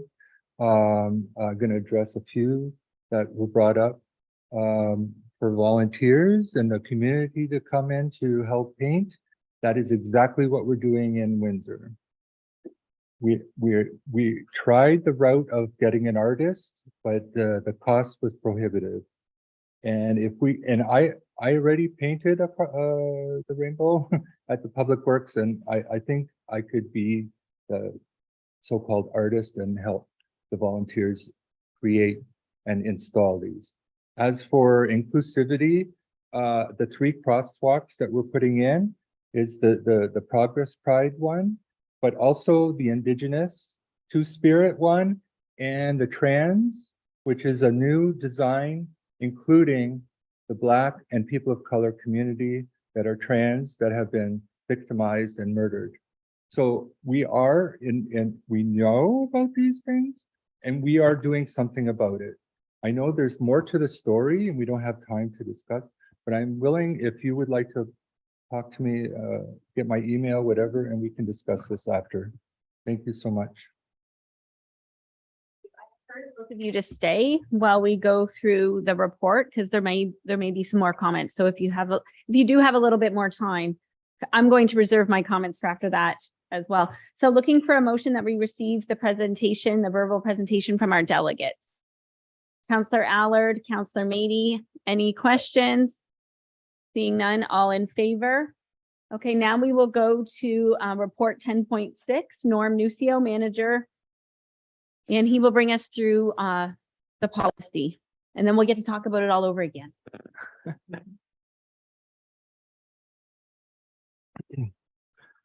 Thank you, Mayor Bondi. So through the chair, obviously some of this is going to sound a little redundant as we discussed a lot of it.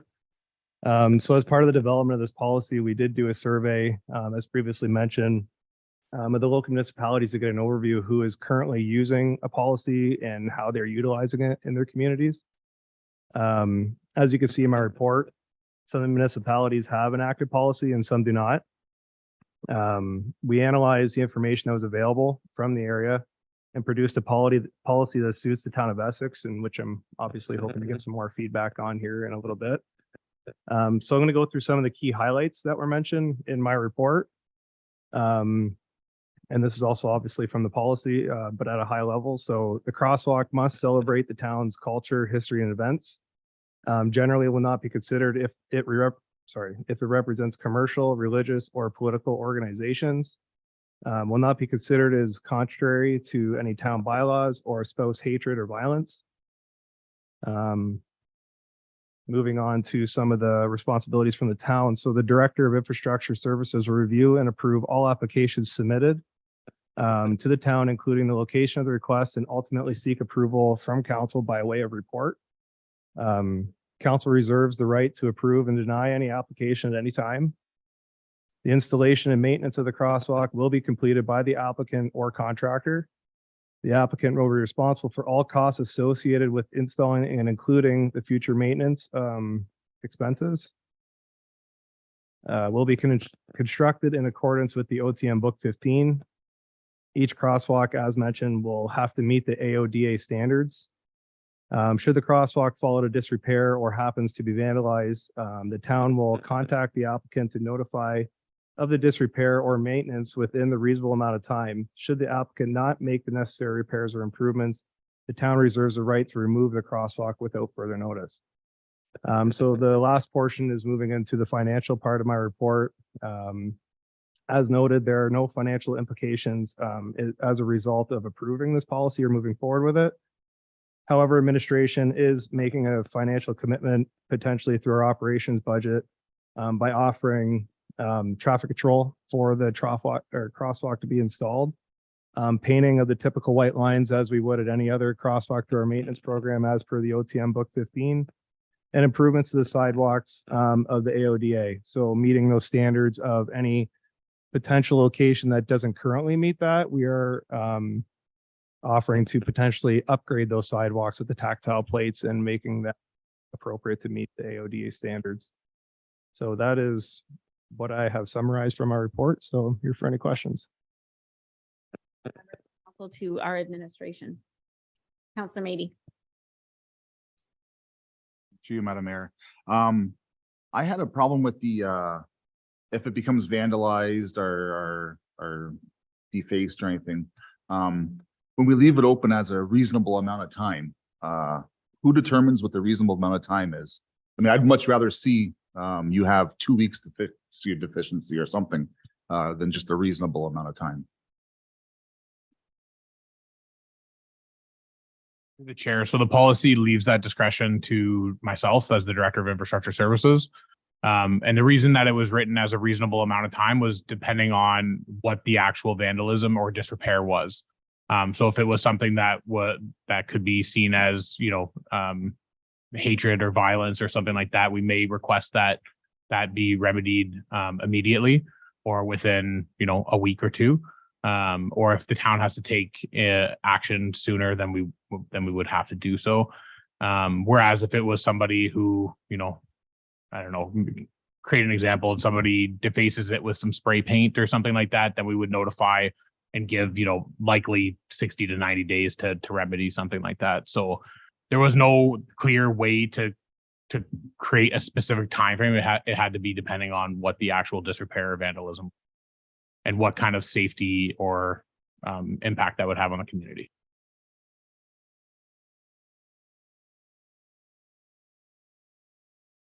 Through you, Madam Chair. So this wasn't a concern of mine until I just heard the previous delegation. Stephanie's one concern was about the piece where you must be a resident. So she lives in the town of Essex, and eventually she's going to be before us again, and she's going to ask us to do this crosswalk. And that's wonderful because she lives here.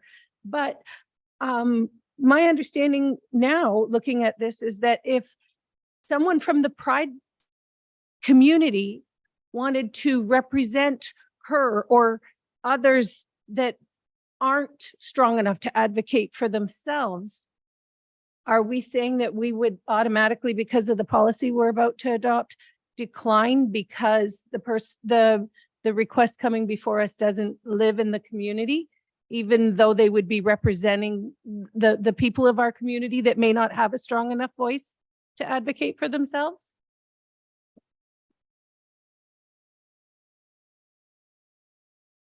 So in the research that was completed, you know, this was something that we discussed with other municipalities, reviewed in other policies as a resident-driven type of initiative. So for instance, we didn't, we had to consider every type of crosswalk that could be applied for, not just Pride crosswalks, but whether some other community group or non-for-profit group would like to install a crosswalk. So being that it's an impact to the specific community, many municipalities have chosen to make it a resident-driven initiative. But by all means, these are suggestions to council that we have put together based on research and other policies. If council wished to not have a condition that it had to be resident-driven and the applicant didn't need to have a champion who resided within the town of Essex, then council could recommend to administration to make that change. Please, then Deputy Mayor Shepley. Thank you through the chair. I would consider removing the resident phase because, and correct me if I'm wrong, even if we remove it and let's say an organization from British Columbia, I'm way out there. An organization from British Columbia approaches administration, says, I want to put this crosswalk in for leprechauns.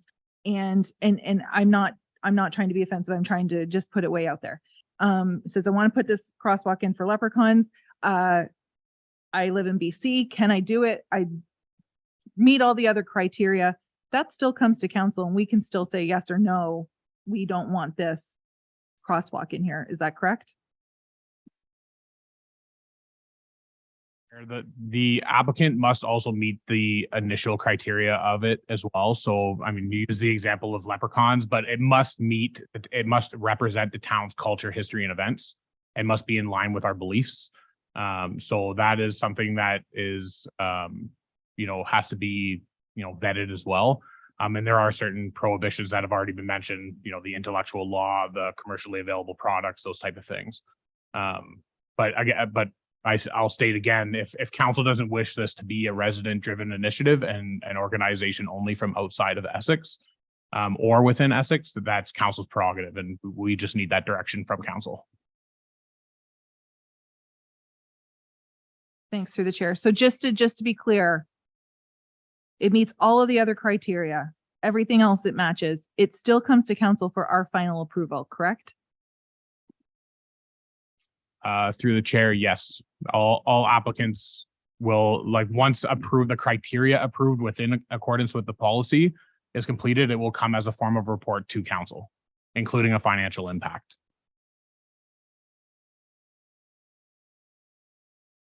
Mayor, again, I'm probably not the popular voice tonight, but we just went through and had a gentleman here wanting to change our development standards, and it just gets dicey. And I really think I would rather see a no sidewalk policy or crosswalk policy and keep things standard.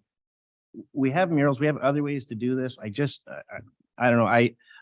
I think there's a better way to do it than our crosswalks, and I won't support this going forward. I just think that I would rather keep a standard. I don't want to have this discussion every time a new group comes into town. Like, not just a new group. You guys aren't a new group, but you understand what I'm saying. I don't want to. I think it's better if we keep it standard. I feel strongly about that. I haven't heard from the community completely on this issue even yet. But to me, it's aside from the point, I think a standard like just like our development policy, we keep it in place, keep it the status quo, and go forward. And with the options of, I think there's some fantastic options that were presented that, of ways to go that we can still facilitate the same welcoming. And so I won't be supporting this. Thank you. Thanks to the mayor. Yeah, so I don't think the policy as it's written today, we can even consider approving it. I mean, even our delegates agree that it's not something we can do. If it's coming down to who's paying for it, and it has to be money that we don't even have a funding model in place for how, if we were to take on the ownership of paying for the crosswalks to be painted and maintaining them, we don't even have a funding model in place. So just a few things we need to consider. I mean, and if we are paying for it, we want to put it out to the taxpayers and pay for it. I definitely would like to have some taxpayer community input as well on a policy. It's not unnormal for us to do, is get our community input. There's some other language in there that's missing, like, can any one group apply for more than one? Can they have 10? So for me, I just don't think the timing is right for a policy. I do like a lot of the other secondary options we had tonight. I don't see the harm in approaching the mural committee or the act committee and looking at that while this is still going on. I'm just as well to just continue working on a better policy if we're going to adopt one. Yeah, that wish to speak to this. Okay, Deputy Mayor Shepley. Just Joe brought up one of the things that part of what I was getting at, which I didn't get to state because I didn't kind of left my head, through our development policy. One of the issues that we had, which we were educated on, was these water pipes that were discussed earlier, wanting to change our water main feeds and this and that. So basically, we carry a standard so that we can go out and take care of the issue, and it's always the same. The truck goes out, it's got the same equipment on it every time. Through this, it's gonna be a different painting, it just creates a commotion with, I think if we keep the standard, it keeps again, it's just like that water truck going out to do the repair. It's standard. They're going out, if there's a problem with our crosswalk, they're going out and repairing it with the standard materials. It's not changing from here to McGregor to Harrow. I think it's very important that we just dispose of this crosswalk policy altogether. And look at other ways where we can be inclusive and help, like many that were suggested tonight. That's my final statement. I believe majority asked for a policy from our administration, which that's what they did. I mean, I'm okay with tweaking it, but I think fundamentally we wanted a policy. I do have a couple questions for Mr. Nucio. In your research, did you find anything on cost, like the approximate cost of a crosswalk? Through the chair, there was some reports that did speak to it that actually weren't within this region. There was some up in Meaford, Toronto, and the northern communities. But it was a spread. I mean, it was anywhere from $5,000 to $15,000 is kind of what they mentioned. And I think depending if you're going to do paint or torch downs or a higher end mural, it's really just going to depend on what that looks like. So, but it could be anywhere between, I would think, those numbers, 5,000 to 15,000. The type of crosswalks that currently exist in Harrow after the streetscape, are those, what would you call those, torch downs? To the chair, so those are stamped asphalt. Thank you. So I think the sidewalks in Harrow kind of already to me look like decorative crosswalks. So I would be willing to support this policy because I think it gives us a tool if we want to work with groups in the future to get a crosswalk. And that could mean that, and I don't want to compare humanity to dog parks. Okay. I don't want to, but all the time I get in Harrow, why don't we have a dog park? And my answer is to Harrow constituents is the town of Essex fundraised, they did pasta dinners, they came to council and they said, we have $7,000, will you throw in $7,000? And I don't know how much it was, but that's how it got done. So I've told the Harrow community, I go, where's your group? Come to council, have us budget. So, it could be a tool that we say, like, right now, do we have money for it? No, our 2023 budget's done. Can we do something in the future? I'm not going to close that door. It sounds like a lot of other towns are doing crosswalks and sounds like a beautiful thing. Makes me want to go for a road trip. I do worry about the wear and tear because the crosswalks in Harrow in the new streetscape are already showing like they have wear and tear. I absolutely love the mural idea though. I could see it in my head. I could see, you are here, where you belong, and I could see us all collaborating and coming together. But I do think a policy is a good idea because even before a pride crosswalk was floated around, we had requests for a veterans crosswalk, like right out there. And I think that a veterans crosswalk would be beautiful, and a pride crosswalk, and an indigenous crosswalk, and then like even a Shop Essex crosswalk down there. I'm not sure. So I'll leave it with council. I'm open-minded. I want to be an inclusive community. And I would say that during our strategic plan, we talked about being an inclusive community. So I talked to other municipal leaders in the region, in particular in Leamington, and I said, Hilda, what did you do? I said, your council was torn and there was a lot of positive, but also negative media. And she said, it takes courage to make change. So I want to thank you both for coming here and showing courage, because I know that not all of our decisions will be popular, but if you really want to make a change in a community, you need courage and you need drive. So that being said, I'm going to see what council wants to do with this policy, and then we'll work to see how we can make sure that both of you and everybody else in your community knows that Essex is where you belong. Okay, so comments on the policy. What are we doing with the policy? Councillor Verbeek.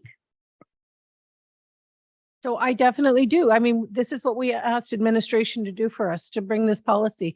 And I like a lot of what's in front of us. I'm concerned. I'd like to at least tweak the must be a resident piece, because as pointed out, some of our residents need others to advocate for them. So I'd like to see that piece. And there's all this discussion back and forth about the cost. As I read it, the cost would be borne by the people applying for the crosswalk, the groups applying for the crosswalk, as it's written in this policy. Am I correct? Commitment that or potential commitment would be to update the intersection for the AODA and do the white lines and provide traffic control.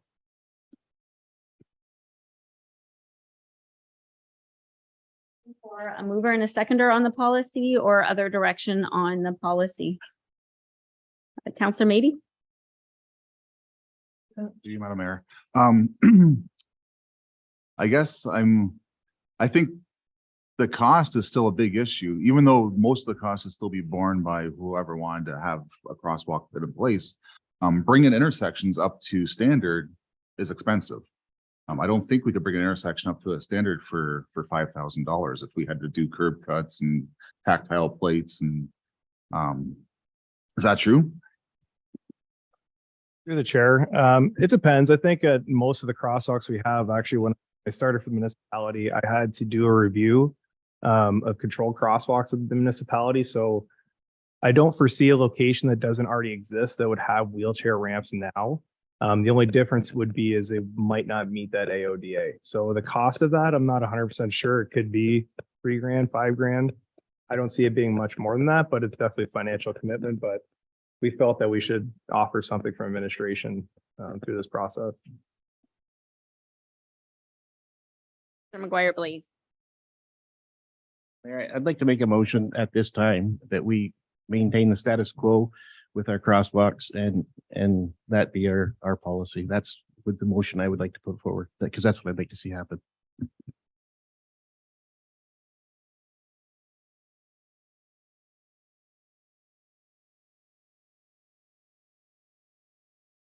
Chair, I will second Deputy Mayor Shelby's motion. And I just what I was going to say before is,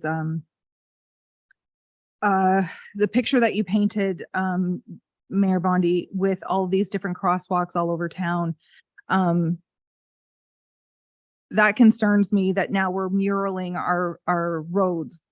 And I don't want to see the poppies here, and then two blocks down the rainbow, and then 2 blocks down the LG or the Black Lives Matter, which I've received emails on.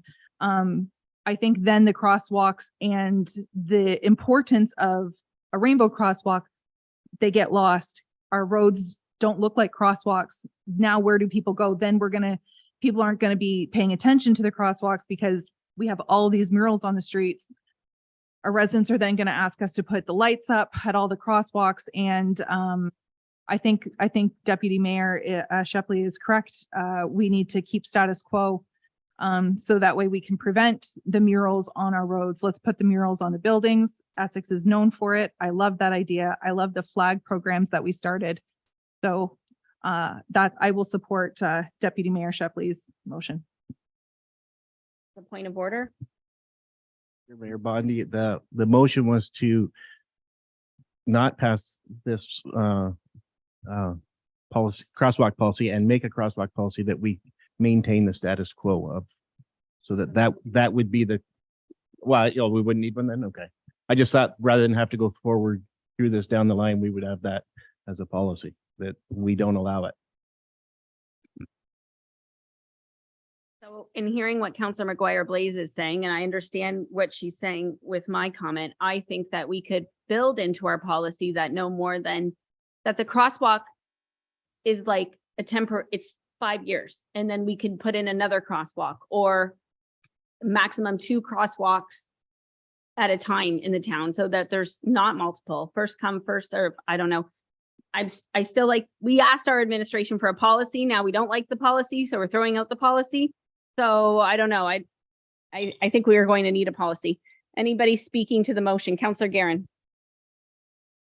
Yep, through the mayor. Yeah, we did ask them to look into developing a policy. They developed one. I don't particularly like it. Our delegate doesn't like it. So if I'm being asked to make a vote on whether to adopt it as it is or not adopt it, I can't support it. I literally just got we got this on Thursday. I haven't had a chance to even talk to we don't even know. It's so muddy. We're adding this, maybe we can do this. So I'm not prepared to vote in favor of a policy at all. Not at this time.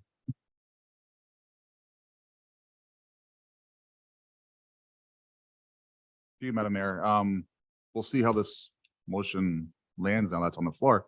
I would have to echo Councillor Guerin that the policy as it is, I do not believe we like. I do believe we can tweak it to something that we like, but we're going to need time, and we're going to need to visit it maybe 2 or 3 more times. So I would say that, yeah, if it's this policy right here in front of us, no, I can't support it. But I would like to have future talks on a policy because we definitely need one.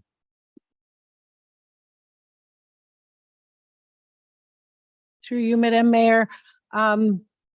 I'm hearing what Councillor Mady's saying, and I was thinking, okay, I've seen this happen before.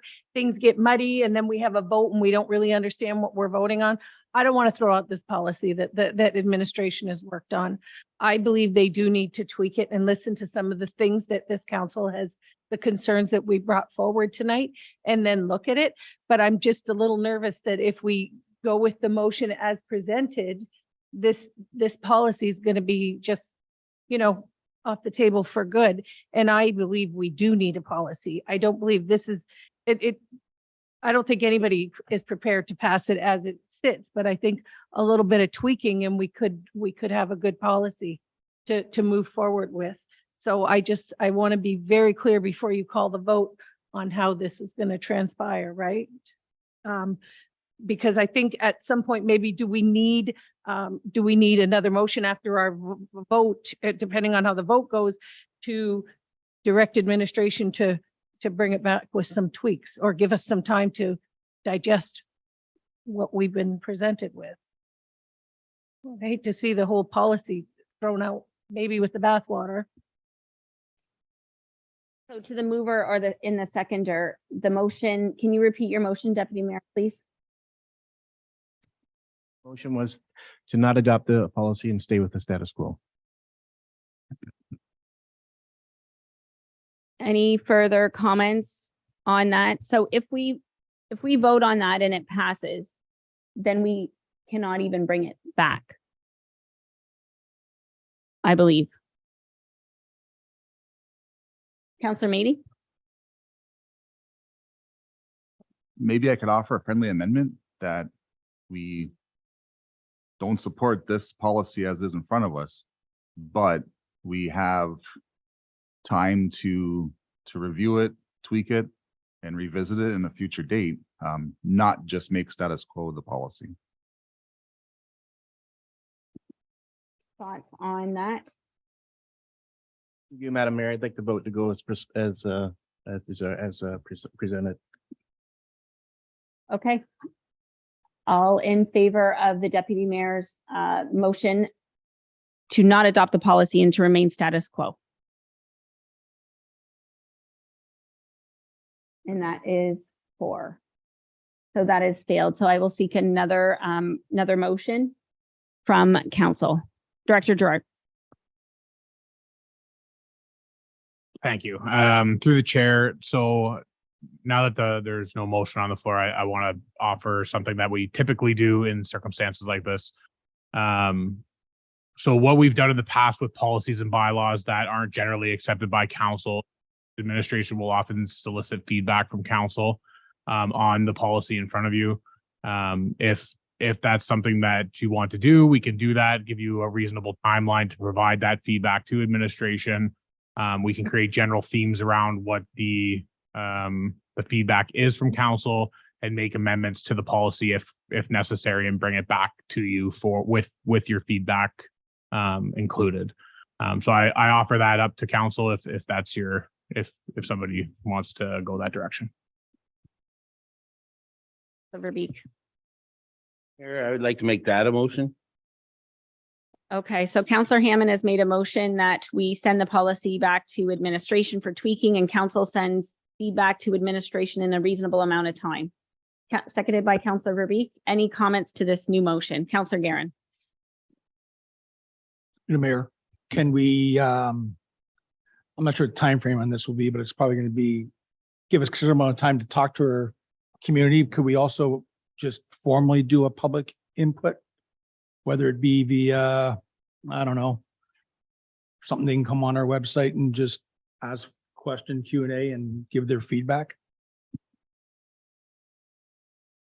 I think we need to have council provide us feedback first. Before we go to public, we want to know what we want to go public with. So I think we need that first step with feedback from council to administration.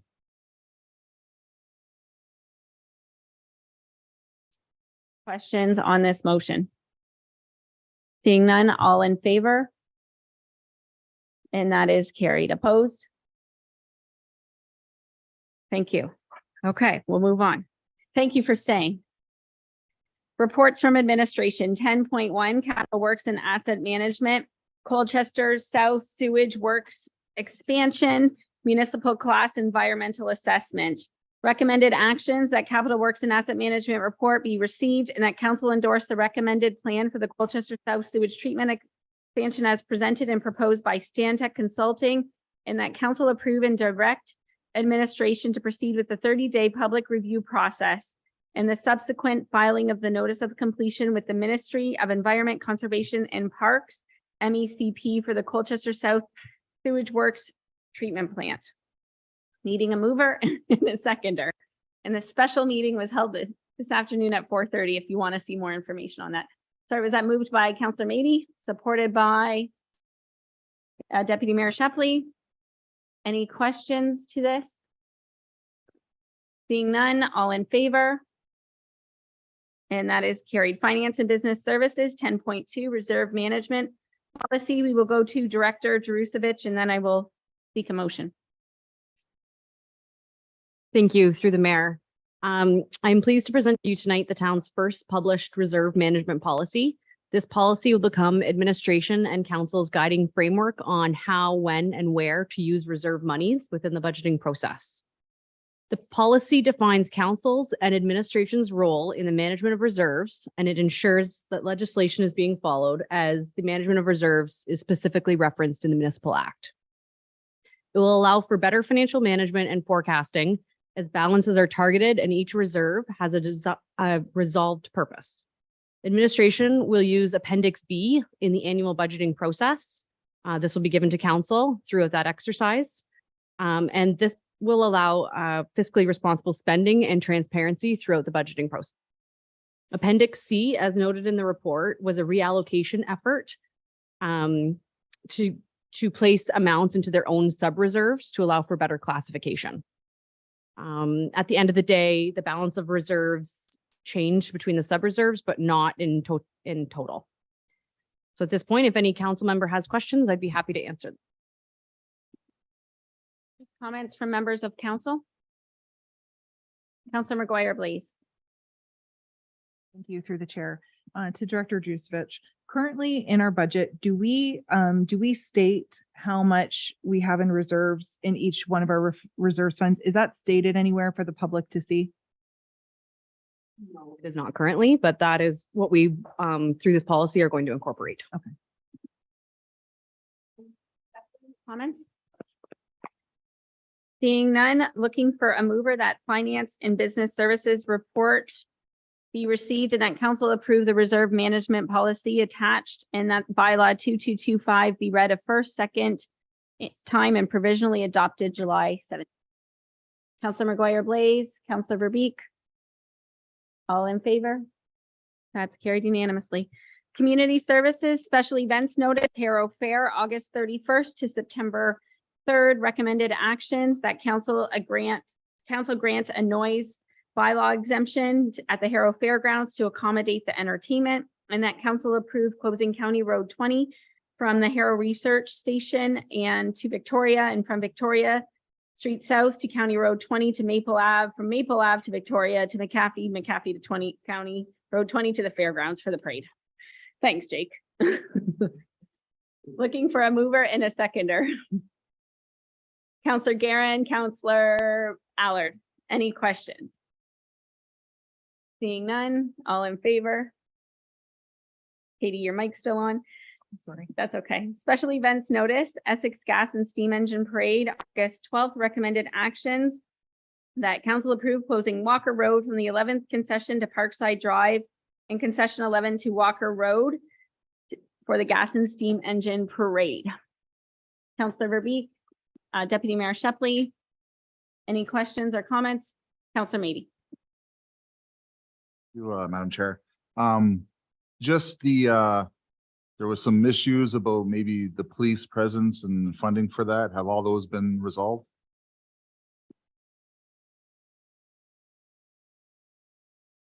Mayor Bondy, at this time, we are still working with both police forces.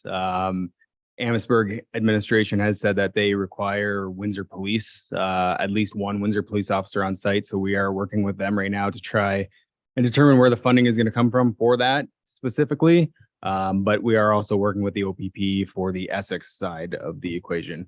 It was an issue as well last year, so we're trying to rectify that and provide guidance for gas and steam engine moving forward, so they know what the expectations would be on a year-to-year basis. Further questions, comments? Seeing none, all in favor? 10.5 Drainage 2306, the appointment of an engineer under section 78 and 76 under the Drainage Act for the Little Drain. Recommended action that the drainage report be received and that council appoint Rude Engineering under section 78 and 76. Looking for a mover and a seconder on this. Deputy Mayor Shepley, Councilor Meady, any questions? Councilor McGuire, please. Thank you through the chair. I really would like to know why we don't tender this out, because our farmers are paying for these drainage repairs, correct? Like that's part of their assessment. We bill out our residents to help pay for this. I would just like to make sure that our residents are getting the best price instead of just giving it to whoever might be available. How do we go back to or start adapting a tender policy for all this drainage work that our residents are on the hook for? Through the chair. So after the last meeting, when we had the discussion about that, we have started some discussions with our procurement team and the potential of creating a drainage roster, which would be the procurement of a roster of engineers that could do this, as opposed to the sole sourcing based on future or past knowledge. Historically, though, we did look into the previous tenders that were completed, and we only ever had the one engineer apply for work, which is why the sole sourcing became relevant at the time. But we are looking at that with our procurement team, and we'll report back to council when we have an opportunity to investigate what the best means of doing that is for drainage. We've already done 10.6, so 10, did we vote on that? Sorry. No, yeah, okay. Okay, 10.7, capital works and asset management, Maidstone, Arthur Osfield intersection improvement tender results. Looking for a mover that we receive the report and that we award the tender of 678,000 to, does it say who? Oh, to Quinlan, sorry. For a total project cost of 826,000 with 59,000 from the development charge reserve and 92,000 from the Towns Canada Community Benefit Fund. This is a much needed project in our town. Councillor McGuire Blaze, supported by Deputy Mayor Shepley. Any comments, questions to our administration? Deputy Mayor Shepley. I think I've asked this already. The work on this won't begin until after the streetscape and the Victoria upgrades have been finished. Just, can somebody clarify that for me? Thank you. Macbeth, our manager of capital works and asset management. Yes, that's our plan, is to get Talbot to a point where the traffic won't impact the Maidstone to Gosfield, having both that and Talbot Street closed. So we're still also currently completing utility relocation. So that work has to be finished first anyways, before the contractor can get out there. They might do some advanced work, but nothing that would shut the intersection down, assuming that you approve the project. Yeah, thank you through the chair. I just want to, if this project goes ahead, make sure that there has been safeties in place, because this is going to start right when school starts and kids are going to be crossing the street there. So I want to ensure our residents that there is a plan to cross the kids safely, and that's not just a new sign, literally that says new on it. So I just want to make sure that there is a plan in place, and maybe we can get some more information on what that plan looks like for our residents. Beth? Administration will work with through you, Madam Mayor. The administration will work the contractor to try and come up with the best see fit. We will work with the contractor to try and maintain it. We understand that there's multiple crossings in that area. We'll still have crossing guards. Obviously, we're going to have to look and see how the intersection is constructed, what they're recommending, and try and put that to them when we have the pre-construction meeting to let them know that we have to have students crossing in the area and come up with a solution that will work.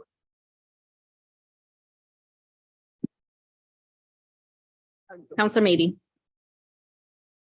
Madam Mayor, I think it's great that the intersection is going to finally get done, that we have a plan to do it. The additional funding, I'm hoping someday post-COVID, we could drop additional funding. That pretty soon stuff will start coming in on budget. Thank you. Town staff did save 600,000 for tendering with the county, so we're still ahead of the game. All in, if any further comments? All in favor? And that is carried unanimously. Reports from our youth council member, Lauren Smith. Report.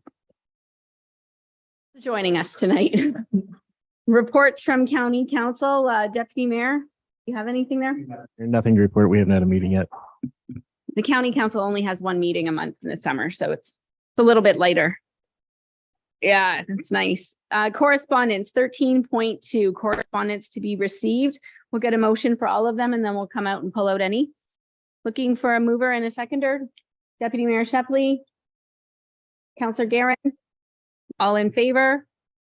And that is carried. Anybody want to pull out? Councillor Verbeek? You, Madam Chair. Yeah, Correspondence 13.1.7. It's a letter from Violence Against Women Coordinating Committee, Windsor, Essex. And I'd like to, for us to pull it and send a letter of support. They are looking for support in declaring intimate partner violence an epidemic. And I don't know about the rest of you in the room, but sadly, I've had a lot of firsthand knowledge of this, and it is an epidemic. And I think a letter of support is the least we can do. 23 years with CAS, sadly, I've been given some real insights to the violence against women and children. Over the last few years, I've had links through family and friends to 3 different women that were murdered by their partners. So I think a letter of support is the very least we can do. We want to send it to. Government, the county. Okay. And our elected officials. Okay. Thank you. Looking for a seconder on that motion. Counselor McGuire Blaze, any comments? All in favor? That's carried unanimously. Correspondence to be received and supported, Essex Accessibility Advisory Committee, that the application from Randy Belair to be appointed to the Town of Essex Accessibility Advisory Committee to be received and supported. Counselor Guerin, Deputy Mayor Shepley, any questions, comments? We need more members, so this is good. All in favor? That's carried unanimously. Town of Essex Heritage Committee member. Application from Grant Peters to be accepted and received and supported. Councilor Verbeek, Councilor Allard, any questions? Seeing none, all in favor? That's carried unanimously. Committee meeting minutes. Looking for a motion that the committee meeting minutes listed in agenda item 14, together with any recommendations, be approved. Looking for a mover and a seconder. Councilor McGuire Blaze, Deputy Mayor Shepley. Any questions? All in favor? And that is carried. There has been no new business brought to my attention tonight, along with no notices of motions. Okay. Reports and announcements from members of council. Start with Councilor Meady, and then just work your way around. Thank you. I got nothing to report tonight. Thank you through the chair. So we finished up the Essex Fun Fest. It was very successful. And our committee is now working on doing a volunteer appreciation night barbecue for all of the volunteers. I just would like to express my thanks to the residents of the municipality of Essex and the surrounding area. We had over 90 volunteers that put in over 1,000 hours to make that Fun Fest a success. So big congratulations to all of you. We could not have done the 4 days without the help of our residents. So thank you very much. If you haven't responded to my email or text messages, please do so. So that way we can make sure we have enough food for everybody. Thank you.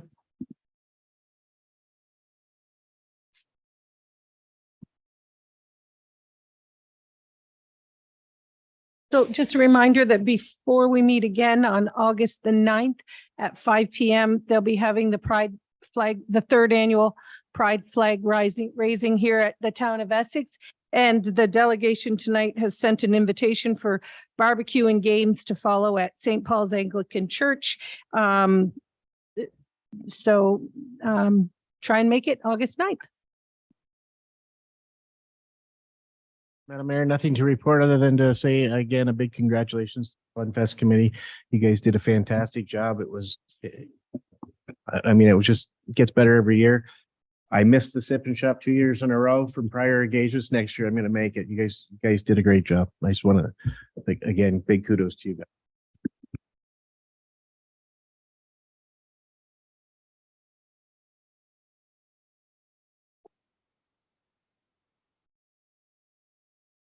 Thanks, Mr. Mayor. Yeah, I'd like to thank everyone that was involved with the Fun Fest this year, our 34th year. Despite rain, we still had quite a few people that came out. Lots of sponsors this year. And I think without the volunteers, like Katie said, sponsors, our local businesses and our residents who live in and around the Fun Fest grounds that have to, change their life around us. I appreciate that as well. And the staff did a tremendous job this year helping out like they always do. So well appreciated, Jake, and your staff. The Fun Fest was amazing, so thank you to all the volunteers and our staff. Everything looked, the grounds looked great, and I didn't hear any complaints. Everybody had a great time this year. Great entertainment and food and vendors and everything else. And I can kind of throw an axe, so I hope they come back because I want to take that challenge on again next year. Just an event that I'm working on with members of our community is the next kids clothing swap. So if you're cleaning out your kids' closets, I'm accepting kids' clothes up to teenager at my house in Harrow, 15 Eiler Avenue in Essex, and 12009 Ducharme Lane in McGregor. And save the date, it will be August 19th at the Essex Youth Center from 9 until 3. Okay. Bylaws. Bylaw 2256 being a bylaw to confirm the proceedings of the July 4th, 2023 regular meeting of council of the corporation of the town of Essex be read a third and finally passed on July 17th. Meeting a mover and a seconder. Councillor Mady, supported by Councillor McGuire Blaze. Any questions? Being none, all in favor. Bylaws requiring a first, second, and third and final reading. 2257 being a bylaw to name the streets A and B. Lucy Lane and Susie Court, respectively. Looking for a mover and a second. Councillor Verbeek, Councillor Allard, any questions? Seeing none, all in favor. Bylaw 2258 being a bylaw to provide for the Campbell Side Road Drain Roberts Front Bridge, Geographic Township of Colchester North in the town of Essex, being read first, second, and provisionally adopted today. Looking for a mover and a seconder. Councillor Mady, Deputy Mayor Shepley, all in favor, and that is carried. Bylaw 2259 being a bylaw to confirm the proceedings of our July 17th regular council meeting be read a first and second time and provisionally adopted today. Councillor Garing, Councillor Hammond, all in favor, and that is carried. And we have a future meeting on July 31st, a zoning bylaw amendment for lands located at 199 Irwin Ave in Essex. And motion to adjourn. Deputy Mayor Shepley, Councillor Allard, all in favor. Have a good evening, everybody.